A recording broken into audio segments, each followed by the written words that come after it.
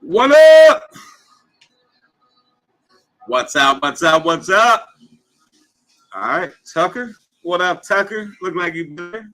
7:30, 7:45, 7:54. What up, Mark? Uncle Puff in the house. Hey, I'm just saying, you the fool. Just saying, what's up, fool? Let's go. American Cheddar. Cheeks. What up? So, this is the weekend. We got to represent. We got to represent over here for all you deadheads out there. Jerry's birthday, 60th anniversary. I'm just saying, we had to rock the tie-dye, the Garcia tie-dye tonight. You know what I mean? It's a big weekend, guys. Huge weekend out in San Francisco. Anybody that knows. Happy almost birthday to Jerry. And leading into that, we're supposed to have Uncle Doobie here right now, who's obviously a fucking deadhead. So, but I don't see him. I don't know where Uncle Doobie's at. So it's going to be Uncle Doobie. I'll lay it out for you guys. Uncle Doobie, Sour Talk. You guys have questions on the Sour Deal, anything like that. The Aficionado collab, all that stuff, man. That's why he's coming on.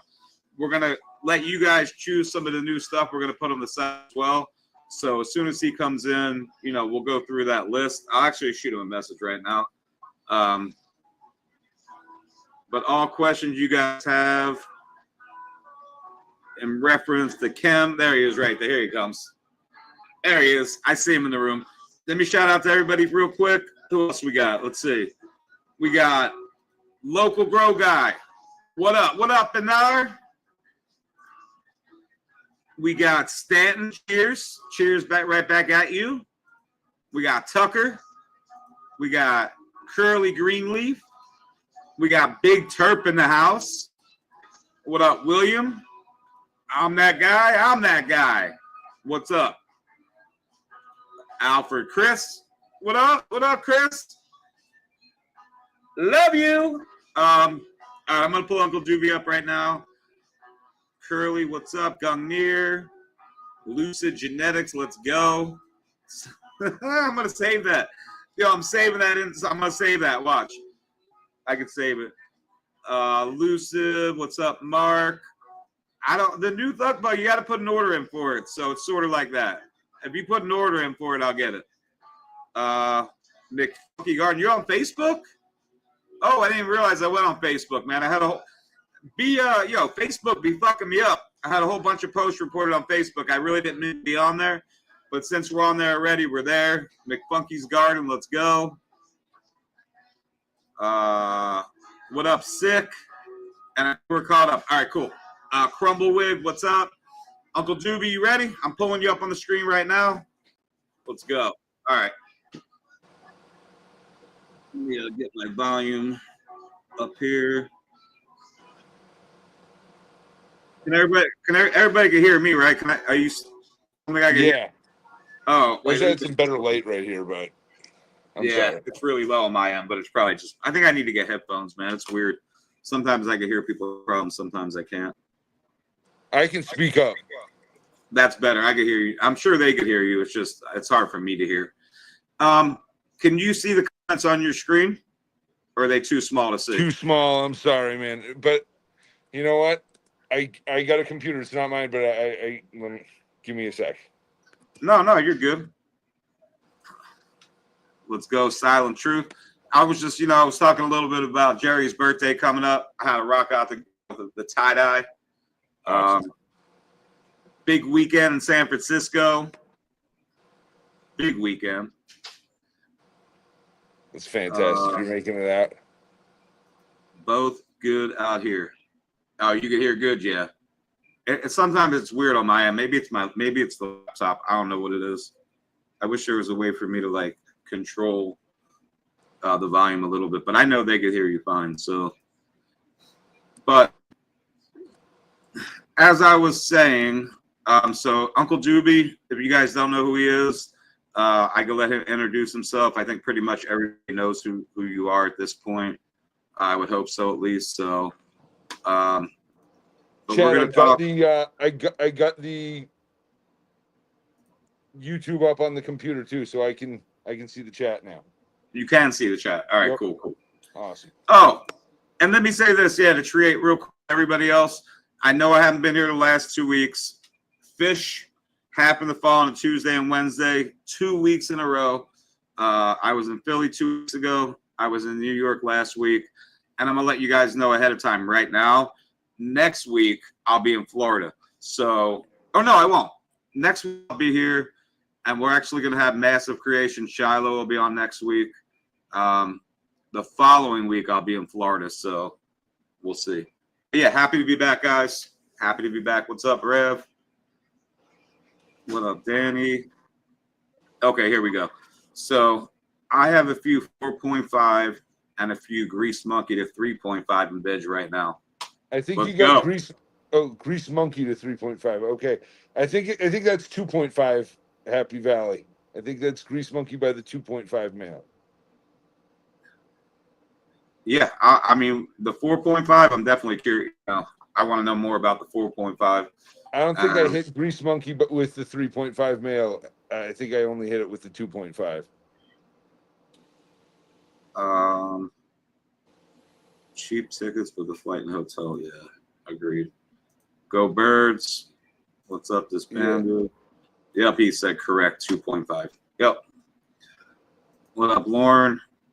All right, so I want to talk a little bit about what we have already on the site, especially the Hunter Mountain Sour Diesel, because I feel like you guys slept on that a little bit, and that was the collab with Leo Aficionado. Those are on the site right now. I think there's a couple of the one we could talk about the three strains that are on the site. We'll just start with that. And if you guys have any questions at all, that's why we're here tonight. So if no question is a bad question. I tell you guys this all the time. The hour will fly by. I already know that. So don't wait till the last minute. If you guys have any questions about Sour Diesel, what he's working with, what's the difference between the 1.5 to 2.5? I mean, we can get to all that, but it helps if I could just throw your guys' questions up on the screen, because I could sit here and ask him questions all day, but it's really not. I could get on the phone and ask him questions if I have them. I really want you guys to be able to ask questions that you guys might have. And like I said, no question is a bad question. I don't care if it's about his medium lights. It doesn't even matter. Like, that's why we're here right now, to try to touch and answer all the questions that you guys have. So feel free, throw the questions up. I'm going to put them up on the screen, and we're gonna have him for the next 50 minutes, and then we'll have DMAC in here, and then we'll have Professor P. Just that's a rundown of how tonight's going to go, just so you guys are aware. Rosin talk, second hour. We're going to talk about carts, rosin, all that. Third hour will be with Professor P about his new drop and the drops we just did. So feel free to ask away. What's up, Lori? What up? That's who I'm going to see. I'm going to visit her in Florida, just so everybody knows. Going to see her in Florida next week. I'll be chilling with her. So, but yeah, I guess let's start with what's on the site. We'll start to talk about that a little bit. Cool. And you guys don't be shy. I'm just saying, ask away. Feel free. This is your guys' time, not mine. I don't know if the gas GPT is still up on your site, but that was one of the ones we dropped. That one, again, I can't say enough great things about that one. I've got my selection from that running again right now. I'm like, ooh. I just finished day 75 right now on that one. Now, I had some of those in there that were done in about 8 weeks, 55 to 60 days. But a lot of them were like the ChemD GMO terps, but were like that. My selection goes forever, and it's not like that. It's got more of the diesel kind of thing going on. It's not the full raunch type thing. But it was an outlier. It was an outlier, and that's one that I'm going to be sending a little of, or man, maybe not that one. Some of this harvest, I'm going to make sure it gets over to Leo for he's going on first smoke of the day in I don't know, in like a week about. And I want to make sure that he gets some of this stuff. Some of this stuff from this time too isn't what we just dropped, but I've got like some of the Grease Band by Sour BX 2.5s. Not the monkey, but the band. Grease Band is the 707 headband by the or it's the Grease Monkey hit by the 707 headband.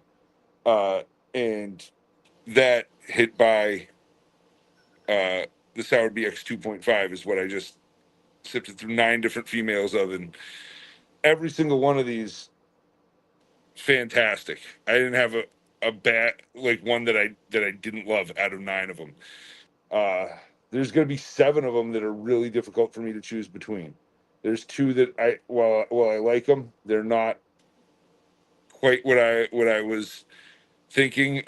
One of them because it just didn't quite have the yield that the other ones did, and the other one, the flavor on that one was a little bit different. It was like menthol, it had some mentholy thing going on, whereas none of the others had that at all. Everything else was just really different variations of sour. Yeah, that's Okay. I don't know. That's one that I've seen a couple people getting into really recently as well. Yeah, I like the Grease Monkey. I mean, exotic genetics. The Grease Monkey is definitely fucking something special. I like to see those crosses.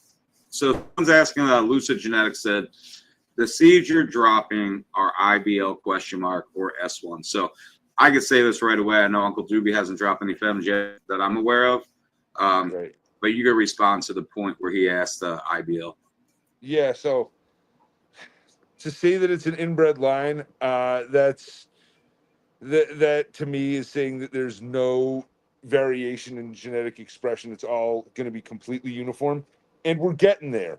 Right now, as far as I've taken it to 98.828125% sour in the BX 5.5s, but those are still in testing. We don't anticipate dropping those until the fall.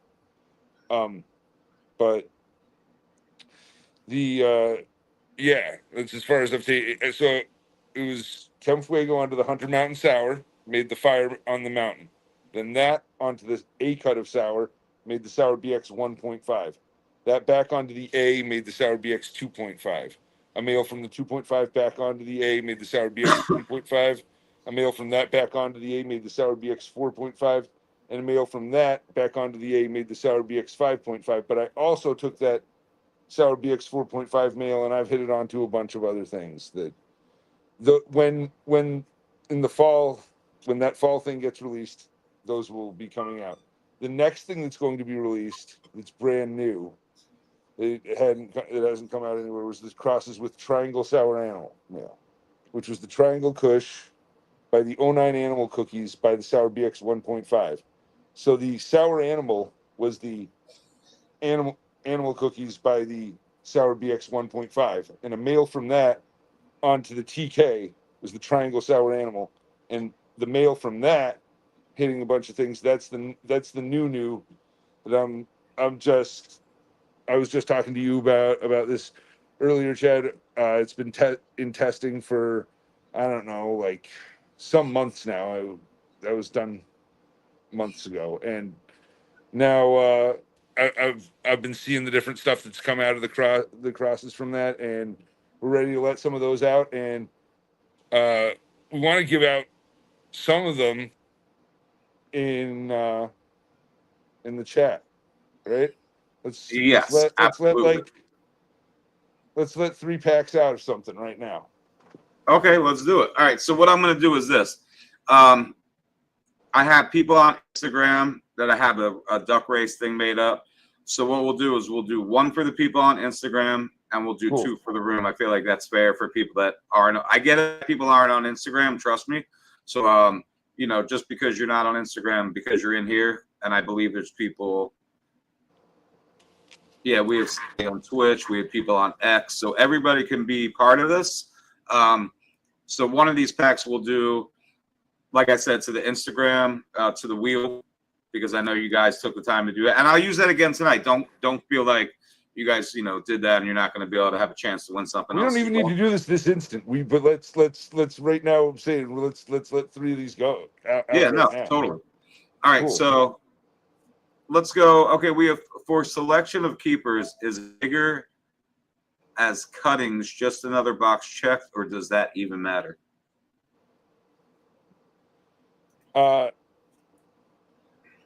So I hate to say that I'm not biased.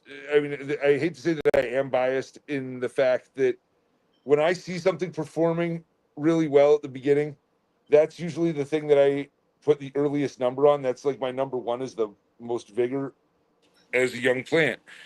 But sometimes the best plants aren't there. Sometimes the best plants are in like the number 30 somethings. It just doesn't always happen that way. Sometimes it does, though. Sometimes it does. And a lot of times it does. More often than not, there's a correlation between vigor and flavor. And the flavor is the most important thing for me. If something's really vigorous, a lot of the time its flavor is gonna insist on itself too.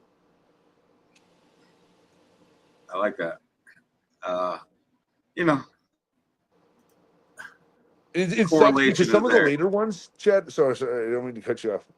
Some of the later ones, you don't keep them as cuts because you can't keep 100 different female clones going at the same time of one when you're doing a pheno hunt, not just like of moms, but like you're doing a hunt, and then when the better plant arrives, your best plant arrives, and it's in a later number. A lot of times you have to try to pull the re-veg trick, and it's pretty easy. It's not like it's the end of the world when you do that. That's why when you're going from seed and you've got a large population, at least for the last ones that you don't have cloned up, leave some lowers. Yeah. All right, so this is the same person.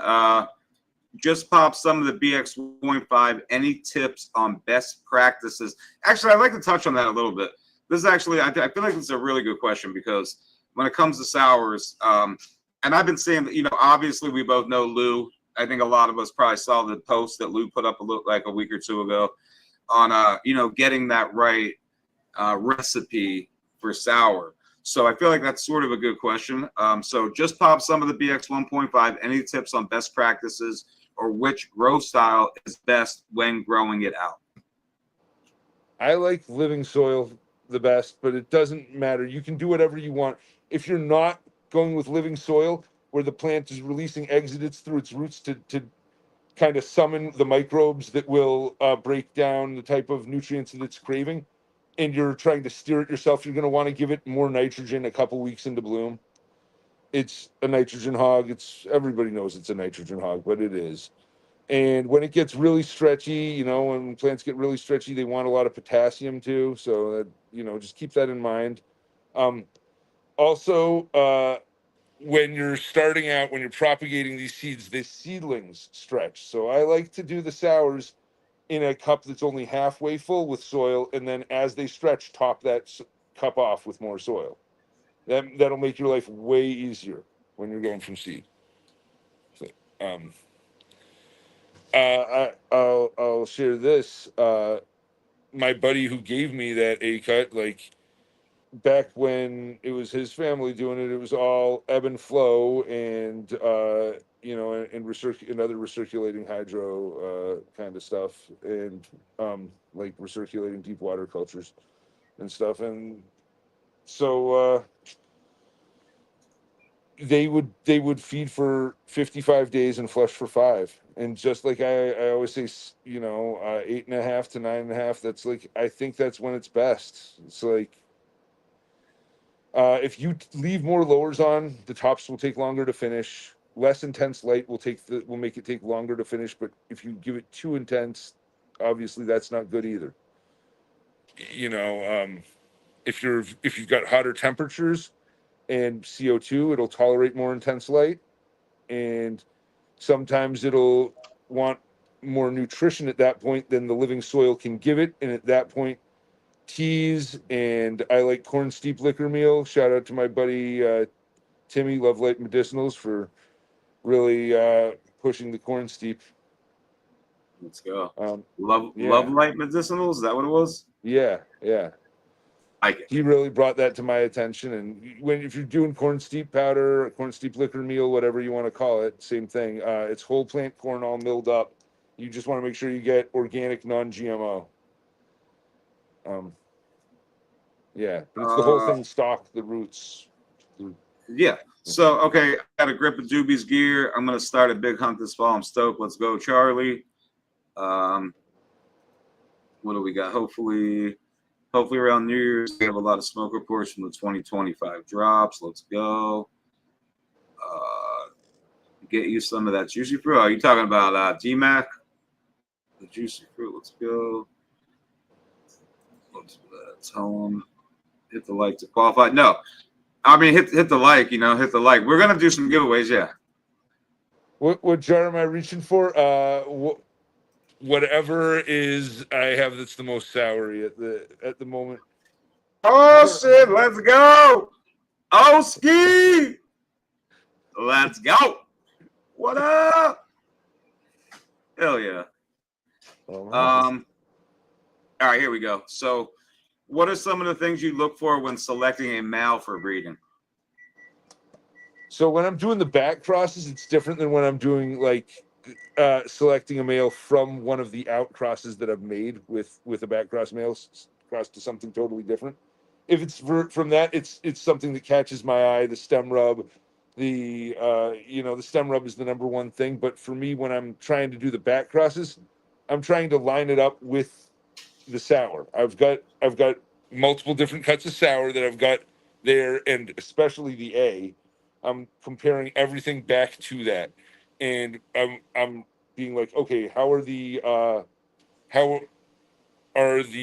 widths of the petals on the leaves? How jagged are the serrations? Are they lining up? And then the smell, of course, obviously too. But the branching, the morphology, I want everything to line up because I want to get as little phenotypic variation as possible. I want homogeny. I want it to be an IBL, but we're seeing less and less variation with every generation of back cross. And so when people say, "What's we get the question, what's the difference between the 1.5 and the 2.5? The 1.5, you're going to see a lot more. You're going to have to, if you want that exact thing, you're going to have to go through a wider population. But you might find other expressions that I bred away from that you might like more. It's going to get more narrow, and it's going to be closer and closer and closer to the A, the deeper and deeper the back crosses go. Okay, good. Yeah, because the BX. So on the first, so the 1.5, so 2.5s are going to be not where like if we're talking about an F2, the F2 will probably open it up more. So they're going to be more to your selections on the 2.5, 3.5, 4.5, and the 4.5. You're almost at what 98? Is that the 4.5 or? Yeah, so the 5.5 is the 98.828125%. The 5.5. Okay. The 4.5 I think was like 97.65625, and the 95 the 3 BX 3.5 was 95.3125% sour. BX 2.5 was 90.625% sour, and then the BX 1.5 is 81.25% sour. Just Fire on the Mountain is 62.5% sour. Because with that one, the Chem Fuego, which I used as my original outcross, was itself a quarter sour diesel. So that quarter of sour diesel that was in the 50% part of the Chem Fuego became 12.5% of the Fire on the Mountain, and then the other one half of it was 100% sour, which became 50%. Right. The Spanish tray. Let's go. I'm just trying to keep up on the comments, man. I want to give everybody the shout out. Let everybody know we see them. Chris from Queens. We see you guys. Dre, yes. All you guys, man. I'm glad 82 people in here. Appreciate each and every one of you guys. And like I said, man, ask away. Feel free to ask these questions. Ask away. We'll talk about the drop a little bit. I mean, or see what you guys are interested in the drop. Because it's a big menu. So it's hard, for me to pick out what I like is one thing, but that doesn't always equate to what you guys like. So I sort of want some feedback. We started to talk about the menu a little bit. And And like I said, I know this hour is going to fly by. We're almost at a half hour already. So, Oh my God, yeah. Bro, it's yes. We're gonna. I know we already spoke about this, and I'm gonna have. I'm just gonna let you guys know ahead of time. I'm gonna have Doobie come back when I get back from Florida, and I'll try to do an hour and a half to 2 hours. This way, because I look at the clock and I'm like, wow, it's gonna be really hard to talk about everything I want to talk about on the menu, and really get your guys' feedback because we just don't have that much time. But, all right, so I'm here. I was just ripping a bowl. It had to what's come up? down for a second. Nah, you're good. Damn, Getty, man, I'm gonna mute your ass, bro. I'm gonna mute you with that. Don't be talking about my birds like that. I'm gonna have to mute you. No, I won't do that. I'm kidding. Been using stash blend. All right, what jar is Uncle? You guys always ask this, man. What jar is Uncle Doobie reaching for before a dead concert? I like it. Yeah, whatever. Usually, dude, I go for the most soury thing that I have at the moment. It's I don't know. It's usually sour, but right now it's this sour BX grease band by Sour BX 2.5 number 7. The 7 and the 9 are what I brought up with me. Oh, and wait a second. I got. Can I flip this around? You should be able to. I think you got to go into the settings. Yo, dude. Oh yeah, we actually talked about this. So, yo, dude, you coming to Staten Island in September? He is. I know he is. I know he is because we already spoke about this. I'm gonna try. I got to reach out to Lou. I feel like I just had to figure out the date because I'm gonna reach out to Lou. I'm gonna try to come up there too, for sure. I mean, even if I'm not, I'm still gonna try to make it up there. I would like to actually bring up, set up there. So I don't know if this is going to focus at all. This is some blueberry kush. It's the Blueberry Muffin 14 from Humboldt Seed Organization, which was their second keeper. Their first keeper was their number 10. Then when they went back into it and hunted again, it was their number 14. It was that hit by the pure kush, and this happened in my buddy Alex Green Loves Chef's grow, and I hunted this out. This is I don't know if you can see that. I mean, I love it. I like this. I would like. It's fantastic, dude. Yeah, I'm interested. I love the blueberry, man. Like real blueberry is fucking good. So I don't think real blueberry is in the blueberry muffin. It's just an extremely blueberry terp. It's like, man, I'm trying to remember what it is. It's purple panty dropper and something, but it's not really blueberry in there. But it's blueberry. Yeah, that's I don't. To me, it doesn't. I'm to the point now where I had a conversation with somebody earlier today about this. I don't care what it's called, man. Just let me open the jar, and I'm gonna tell you if I like it. I'm cool with the way we used to be. I don't need names. I don't need percentages. I don't give a shit about me personally. I could care less about any of that. I don't care what you call it. Just let me. You know what I mean? Let me just fucking. I'm gonna tell you if it's good or not. I'm gonna tell you if I like it. So. Yeah. You know what I mean? Dude. Oh, this is called. The world. Like, I don't care. I don't really care about names. Not too much. So. What up? What up, Chris from Queens? Yo, I was just in Queens. Man, you missed me, Chris from Queens. Forest Hill Stadium, I was just at. Yeah, Doobie's coming up. I'll be trying to come up too. Okay, so how do you get? I mean, this is more a genetics question, but how do you get to X4? Do you fem and BX on itself? So F4 is the fourth filial generation. So what you're doing there is you're taking two plants out of a population, siblings, and you're crossing them together to make an F2, the second filial generation. Then you take two plants from the F2, cross them together to make an F3, and then two plants from them, cross them together to make an F4. Now that would not be femming, that would be with regs, but I don't take things out multiple F gens usually. Now, I did that with the Sour Animal because my original cross of the Sour Animal, which was the Animal Cookies by the Sour BX 1.5, didn't make enough seeds, and it was so remarkable that I had to. And so the F2s actually, they solved kind of some of the problems with the original sour animal, which was the height problem. It was a shorter plant, and the male that I used, or at least my keeper female, is a shorter plant, and the male that I used was not a short plant, and the F2s have a lot more of the stretch that I like sour has. Yeah. Um, Yeah, I see you, Lucid. I mean, I think everybody has their own, their own way. That's we could do what we want, do whatever we want, Yeah, I'm not. Everybody has an opinion, so I mean, we respect everybody's opinion. I mean, it is I different. agree. No, Lucid's got it. That's what it's trying to do. It's trying to lock in the traits. Yeah. F4 takes years. Yeah, depending. All right, ripping bowls through. Let's go. Grooming. They all hated on the sour. They had no idea who they was dealing with. Let's go. We meet in New York City. Oh, nice. When you BX, are you trying to isolate? Okay, when you BX, are you just trying to isolate the gas terp?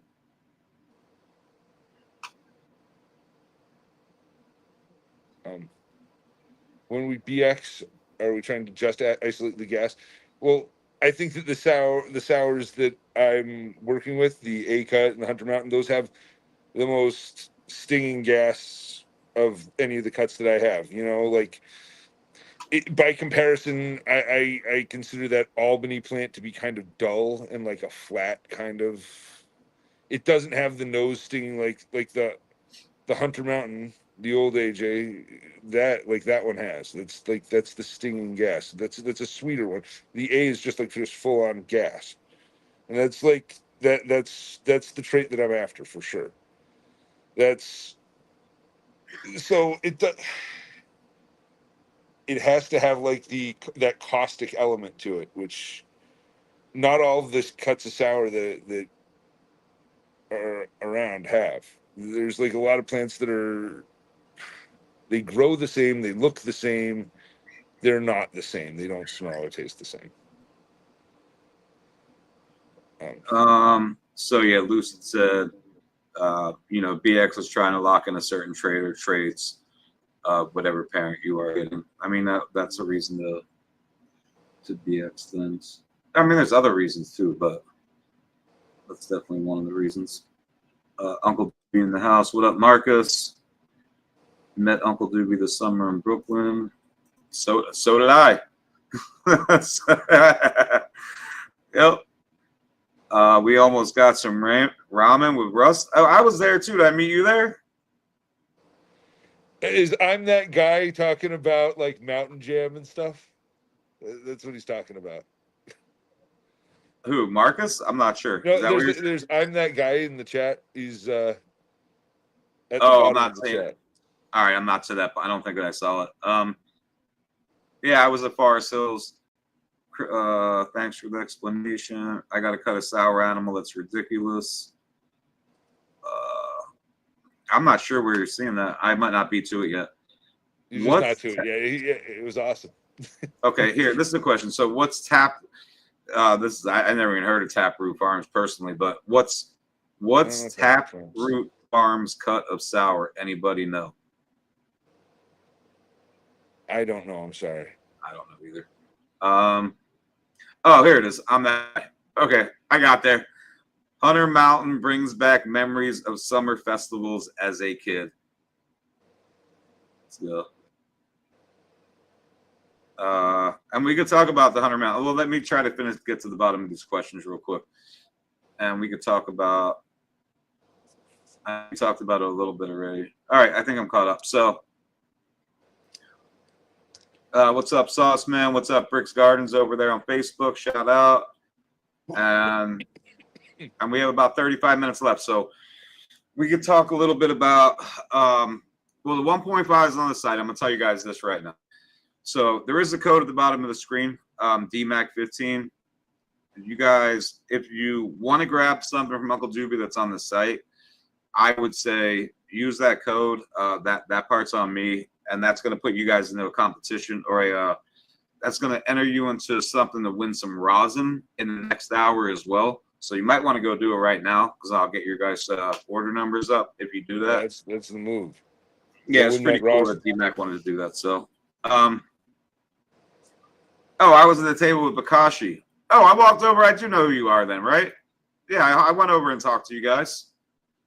I definitely met you the next day. Yeah, at the Sour and Kush competition. Okay. Hell yeah. Yeah, dude, that was a Killer Dead band too. Bushwick's Dead. Okay, here's a question. What's the Herm rate? I'm sure you worked it out of the line, so I'm sure you did too, if there ever was one. But no, there definitely was with everything. There's with everything Sour Diesel or Chem or OG. There's some propensity for that. So remove the bottoms, please.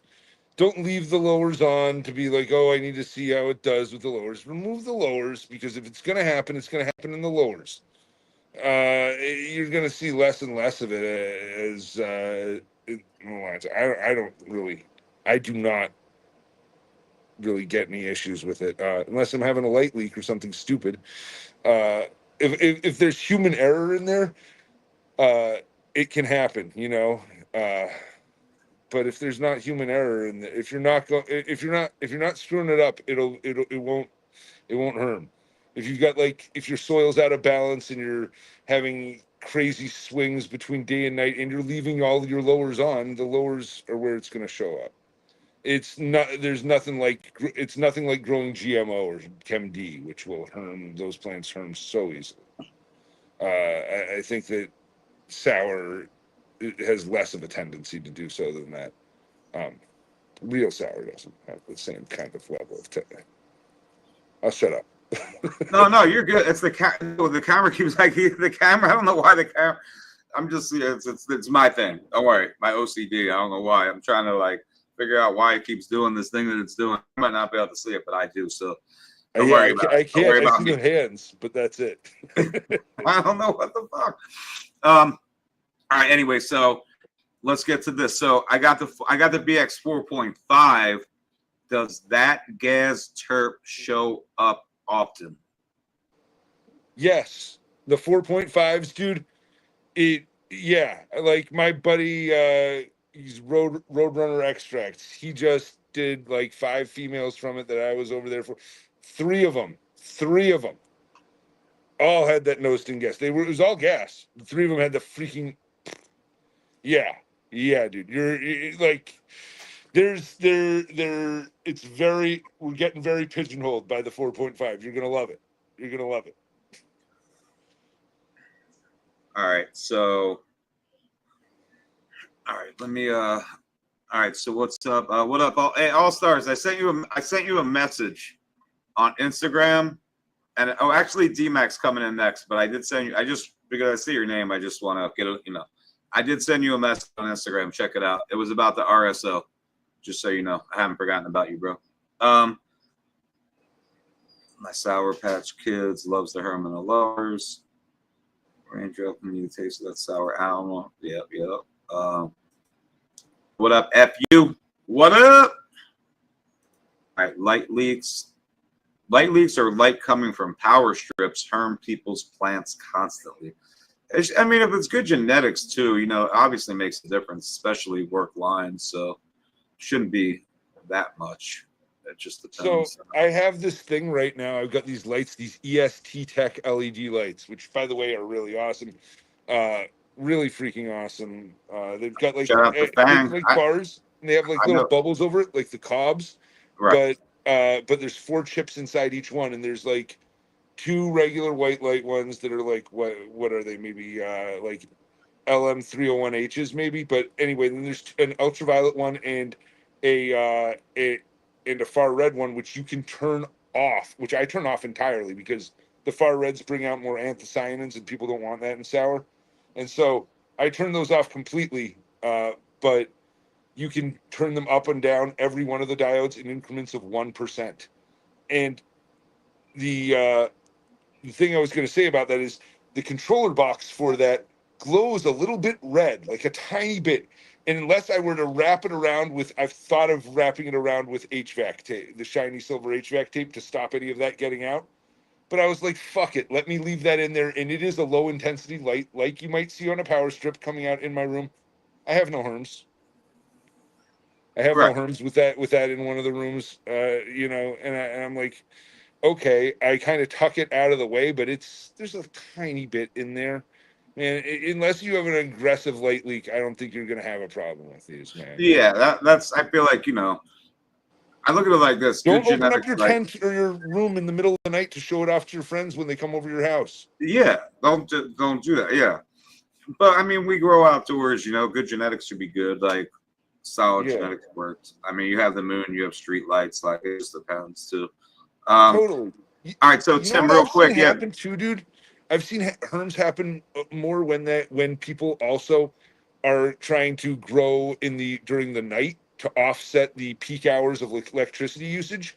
So if there were going to be any light leak from the outside, it's coming in during the day while it's sleeping, and there's more light around. People are using the rooms that their things are adjacent to and stuff. And yeah, I don't know. Just have your lights run during the day and have them off at night, and you'll have less of a chance of that happening too. yeah, shit, that's what I do anyway. Um, Yeah, because it makes sense for our lives to have them on during the day and off at night. Yeah. yeah. So real quick, Tim. Yeah, I just want to say if you use code GMAC10, I mean, I want to talk about this next hour more, but since you asked the question, if you go purchase something, especially Uncle Doobie's pack right now, and use that code, yeah, everybody that's used that code will be entered into a giveaway that we're going to talk about next hour with DMAC. So I'm just going to say that for now. I don't want to waste too much time on talking about it now. All Stars, you got it, brother. I'm out in the Bay Area wondering what temps. I'm out in the Bay Area and wondering what temps do you generally like to run your rooms, Uncle Doobie? So my room gets up to like 85. But by the end of flowering, I don't want it to be over 80. I try to dial it back. And when it's getting up to 85, by the way, that's like when my mini split is like set to like 78, but then there's part of the room that will get up to 85. And so to me, around canopy, so like to me, that's still the room getting to 85, even though it's not uniformly throughout the room because it's got a mini split in there. You know, Yeah. 2 rooms with mini splits, but yeah. All right, so man, we got like 15. This is crazy how quick this hour is going by right now. I'm almost gonna have to wait. Let me see. Got me times to learn the cover with electric tape. Good idea. Cover with electric tape. Okay. Will you be? I don't think he's ever dropped them yet, from what I know. Right? You've never dropped the 4.5s yet. They were just given out, or No. I dropped them really quick on Daga, and they just went like that. oh, you But did drop. Okay. I still have inventory of the 3.5s and the Okay. 2.5s, and Leo has some of the 1.5s. The 1.5s are trickling out. We're going to be dropping the 2.5s and the 3.5s, and the 5.5s will be this fall. But Okay. we're So going to roll out the 2.5s and the 3.5s. What I've got left of those two. okay. So will they drop again? Listen, I know him and I have already spoke about, and I'm waiting to find out on the 2.5s and the 3.5s. So We do have some backstock of those, yeah. Yeah, we'll talk about that in the future. But those might be released through aficionado. We've got to determine that, but I'm interested in doing that too. Right. But we have a lot of other stuff that I really wanted to talk about. I cannot believe we're 45. I have no idea how we're 45 minutes into this already. And I really wanted to get your feedback on some stuff. I mean, so 30-year dog. Let's just go like this: 30-year dog crosses. We'll talk about what the 30-year dog is, and then I want to give you a rundown. And if you guys want to give us some feedback of what you guys want to see on the site, because I'll tell you guys this right now. The BX 1.5, those are on the site right now. There's some of the Hunter Mountain Sour Diesel. These are the aficionado collabs. Those are on the site right now. And the Chat GPT. So that's all on the site right now. You guys can go use that code if you want to get any of that. That's on the site. Then I wanted to talk about stuff that we want to bring on the site. And that's going to be, like I said, a 30-year dog. There's going to be a couple crosses. I'm just going to run them down real quick. And then you guys, when I catch up with the comments, I'll have an idea what you guys really want to see. And then there's going to be fire on the mountain crosses. We'll talk about what the fire on the mountain is. There's the BX 1.5 crosses, 2.5 crosses, and sour animal crosses. And I have no idea how we're going to be able to get through this as quickly. I probably should have started with this, but I really like to come on and let you guys ask questions. I'm about the questions too. It's chill. It's laid back. It's cool. Yeah, 100%. But with the Chem 91 to the 30-year dog, Chem Cis, Chem 4, Pure Crush, or Pure Kush, my bad, Grease Band and Runts. So if any of that sounds good to you guys, I just want some of your guys' feedback on it. But if you want to let them know what the 30-year dog is, and then they know, like I said, Chem 91, Chem Cis. Chem Fuego. Chem 91 by Chem Fuego is the 30-year dog, and a male from that hit all those things to make the various crosses with them. Yeah. All right. And then so then the fire on the mountain, that's the Hunter Mountain Sour Diesel to the Scarlet to the Hunter Mountain, right? Like Scarlet Fire? Scarlet Fire is Chem 91 Fire on the Mountain. Fire on the Mountain is Hunter Mountain Sour Diesel Chem Fuego. There you go. The Chem Fuego under the Hunter Mountain Sour, the Fuego, the fire, under the Hunter Mountain Sour, Fire on the Mountain. And then what comes before Fire on the Mountain? Scarlet Begonia. Always Scarlet. Hey. Sour. Yeah. Happy almost birthday. Shout out. I'm just saying, it's the big weekend, y'all. This is it. 60th anniversary. We're talking about strains, Scarlet Fire. If you know, you know. I'll shut up for a second. But the fire on the mountain crosses, just to give you guys a rundown. GG4, Grease Band, Chem Dog D, Chem Sister, the Giesel, Bohemian Highway. I know that's a Lucky Dog strain. Dr. Diesel, and then we have the Hunter Mountain BX1. So that's going to be some of the fire on the mountain stuff. Anything rings, if anything sounds really good. And what we're going to have to do is we're going to have to come back, obviously, maybe even next week, because I will be here Wednesday. If you're available next Wednesday, maybe we do next Wednesday and we take that hour and a half to 2 hours. I'll only have 2 people on next Wednesday. I could have you and Shiloh on, and we can do an hour and a half with each of you guys, so we can really get into these strains and explore what people really want. Because then you have the Sour Diesel BX 1.5 crosses, Grease Band, Sour Runts, Funky Kong, Surreal, and we need to name some strains. Yo, we need to name strains too, y'all. So just saying. The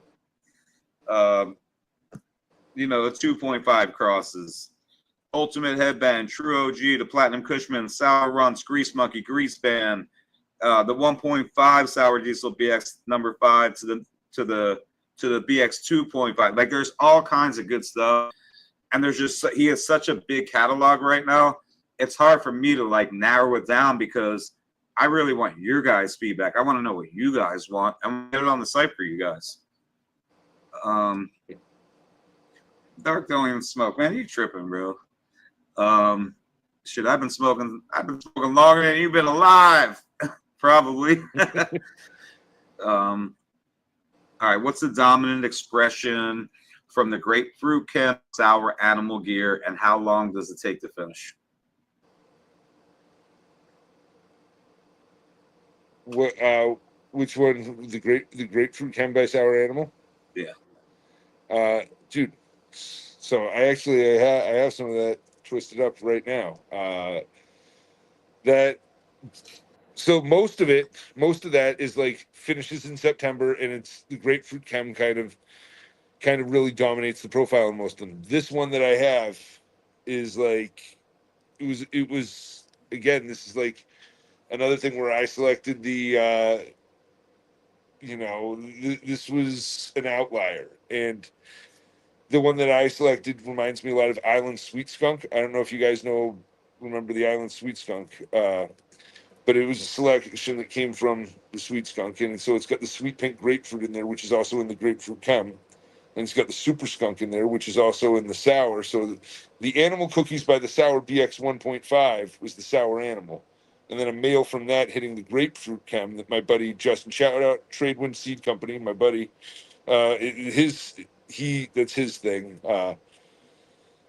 He like popped that seed that he got in sweet pink grapefruit, and so that's what got hit by the sour animal to make that cross. And my outliers like Island Sweet Skunk, but most of them are like about 8-week finishers, and they've got a quick trigger. So outside they do really well in our environment in the Northeast here, and you're out in September, man. I was chopping them like 23rd, 24th of September. All right. Someone said so. Chem isn't dead. First of all, shout out to Sugary. Love you, girl. Love you. Just know that. Sugary, love you. So ChemSys, the ChemSys that I've used is the 06 sister, the Bundy sister. All right. So it's not the 96 Chem sister. It's an S1 from that, but it is the Chem sister that the Chem family has. Yes, it is. All right. So yeah, there's a couple of people asking about the same thing.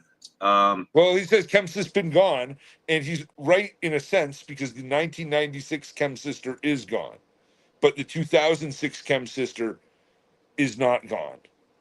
I've got it in my veg right now. There you go. All right, you're making me wish I would have ran it outside this year. Doobie, he's talking about the grapefruit. Love you too. We all love you. Everybody better keep Sugary in their prayers. Y'all know. Y'all know. If you know, you know. Keep her in your prayers, man. We love her. She's our sister. So, all right, cool. So, we got 8 minutes left, y'all.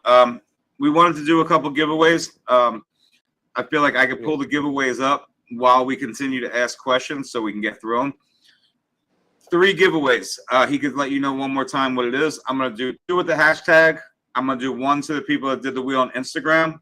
And I will do giveaways again through the night. If I don't remember and we get to the end of the night, I promise you guys I'll at least do 2 or 3 or whatever the case may be. Because, you know, we do get – it's more important for me to answer you guys' questions and worry about giveaways, to be honest, because I know I get some like backlash when I don't do giveaways, but you know, it is what it is. So I'd rather sit here and let you guys ask questions and try to bring people through here and then do giveaways, really. But I love to give back, so we're never going to not do them. It's just a matter of some weeks we just get caught up in conversation. I just forget. So, you know, don't hate on me because I forget sometimes. So we're going to get to them right now anyway. All right, so the ChemSys that made the GG4 is not gone. Correct. That's the 06 sister. It is not gone, and that's what I said I have. That's there you go. It's that Bundy cut lead. Okay, so let me get this up here. We'll do this, guys. Any other questions? This is it. This is your guys' chance. We only got him for about 7 more minutes. I'm just letting you guys know this. I know D-Mac's in here. He's going to come up next. I'm going to try to run through tonight, give everybody the time that I promised them, and then we'll have Uncle Doobie. I'll get with him tomorrow, and I'll see if we can make next Wednesday night, like I said, a little bit longer so we can really get into the, you know, the menu. We'll get into the menu next week as long as he's available. I'll figure out some things to put on the site. We'll get some stuff up that I feel you guys might want, but we'll revisit that next week anyway. So, all right, here we go. Let me pull up this hashtag thing. We'll do this.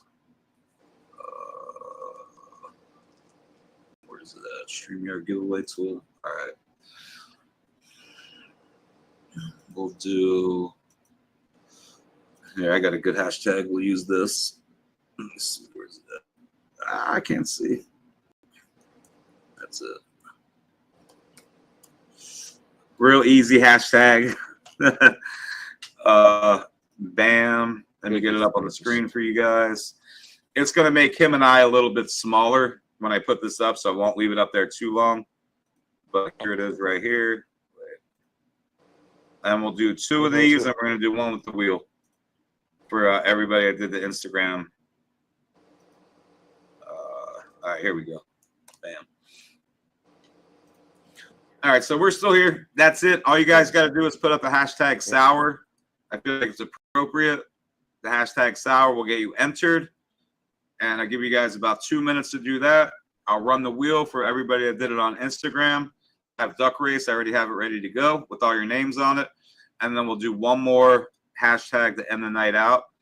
But I'm going to be looking for you guys' questions in between. So if you guys have any questions, feel free.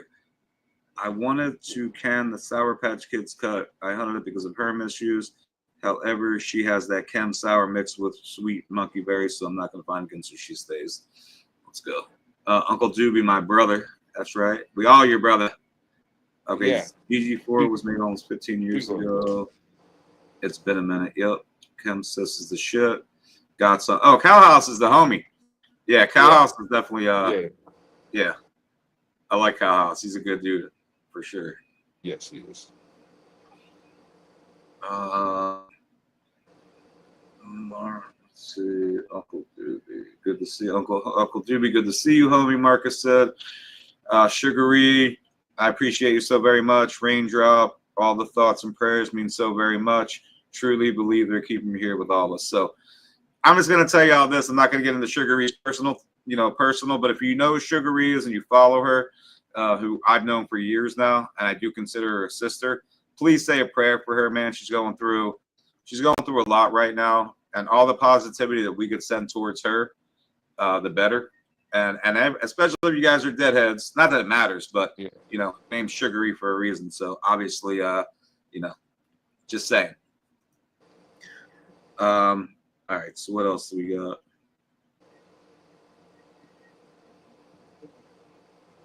All right. I'm not seeing too many more questions at this point because they're like flooding it with the. Okay. Only you and two cool ass. Let's go. Cheers. Inspiration moved me, Burley. That's right. Let's go. I got six Mountain BX3 and 6 BX3 sour diesel. Richard said, "Let's go." Darky already smart. Whatever, man. You tripping? Please bring some 066 sister to Staten Island. They said.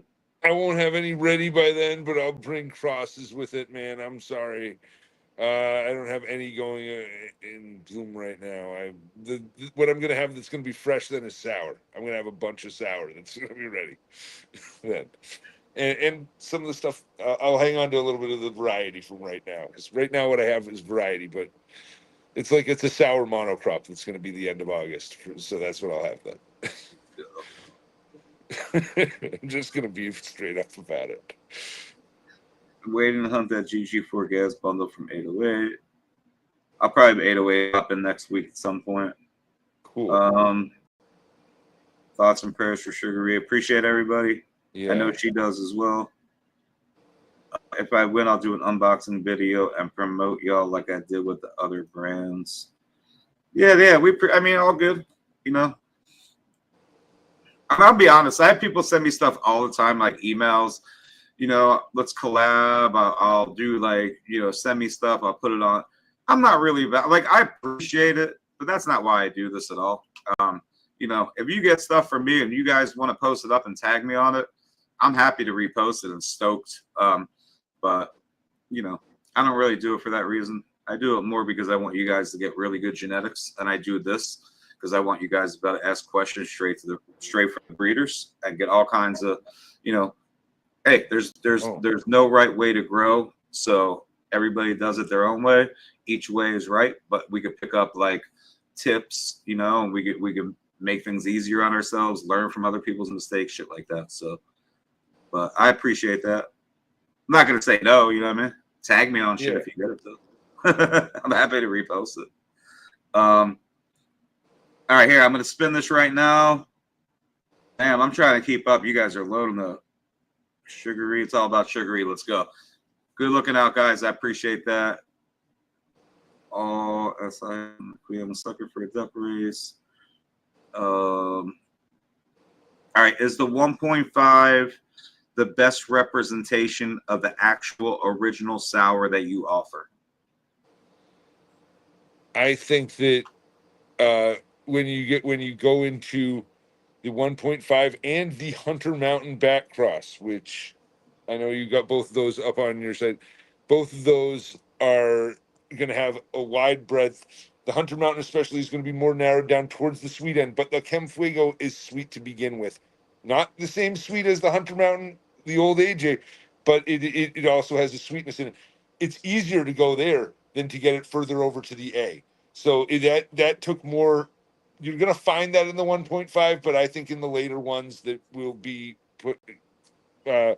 putting more of out, it's gonna be easier to find that.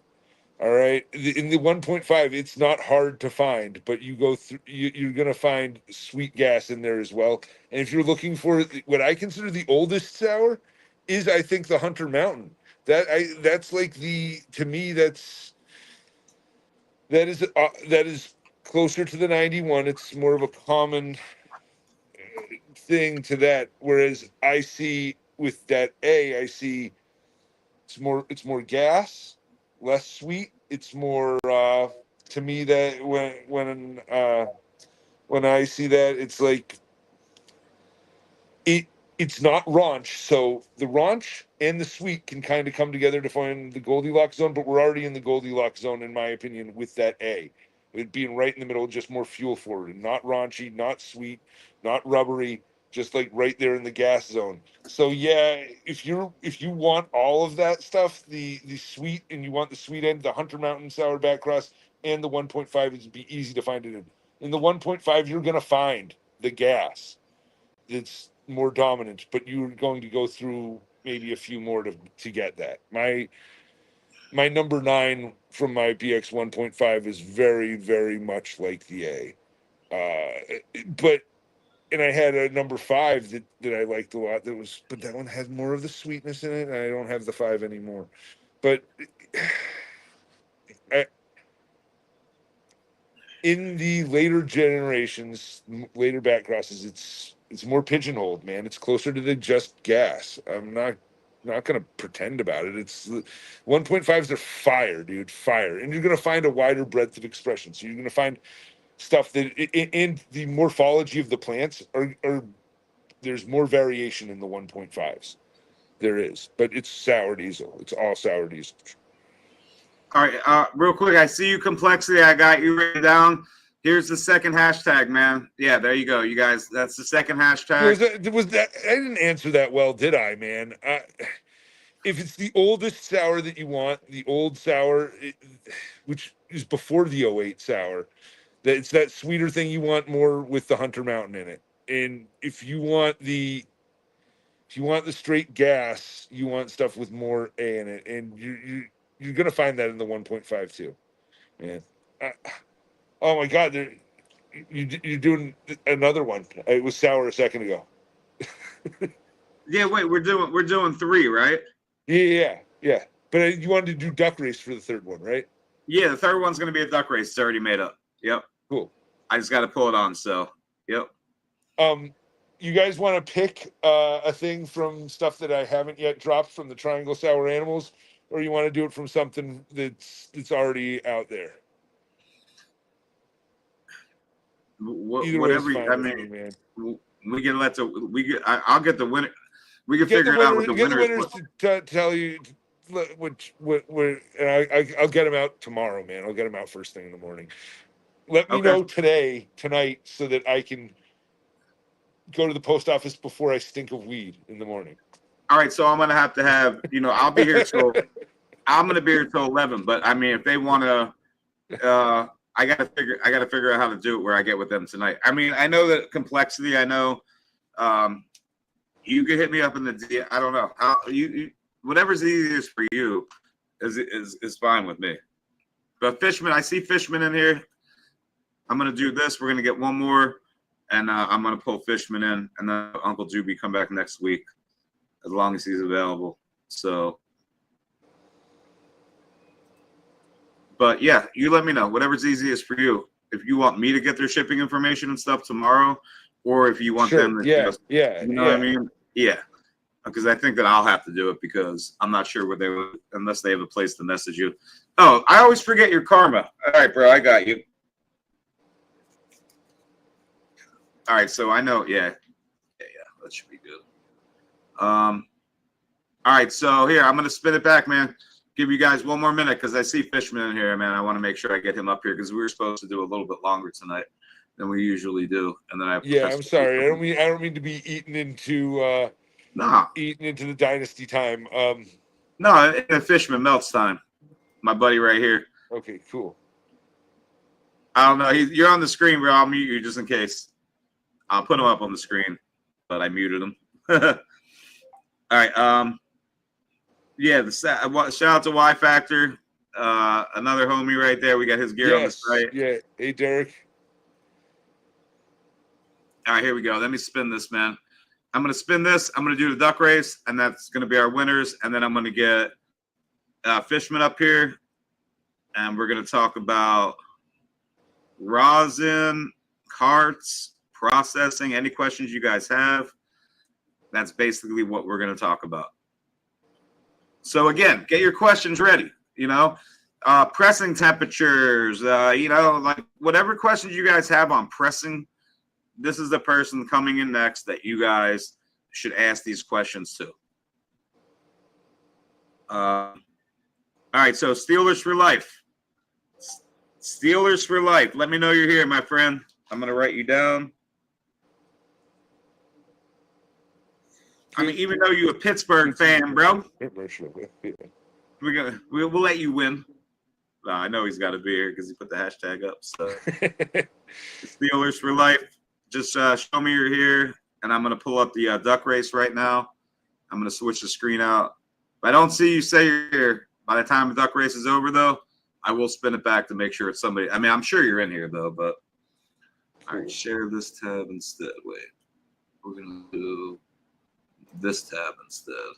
Share this tab. Hold on. We're going to go 1 minute on it. 1 minute. Set. Share this tab instead. Full screen. Start. All right, there we go. So, did we see Steelers for life? Let me mute that. Hold on, I hate that sound. Oh, can I mute it? Yeah. All right, there we go. All right, so Steelers for life is here. All right, see you, brother. So that's going to you. You're winner number 2. Get with me in the DMs so I can get your shipping info, and I'll get it over to Uncle Doobie. I already saw Karma send his, or he already sent a message, so we're good there. And I'll get with Uncle Doobie tomorrow, and we can figure out what you guys won, or it'll be a surprise, one of the two. You guys will get something. Sure. Fire. All right, so good luck on the duck race right now. Good luck, good luck, good luck. Oh, all right. So Tim, let me know you're still in here. I want to make sure it's somebody that's actually in here that wins. Pretty sure he is. I saw him earlier. So, Timmy, you did it. Yep, Timmy, let me know you're here, brother. I'm going to write you down. I know you're probably here. You're always here. There he is right there. All right, cool. We got our winners, man. And that's awesome. for, now.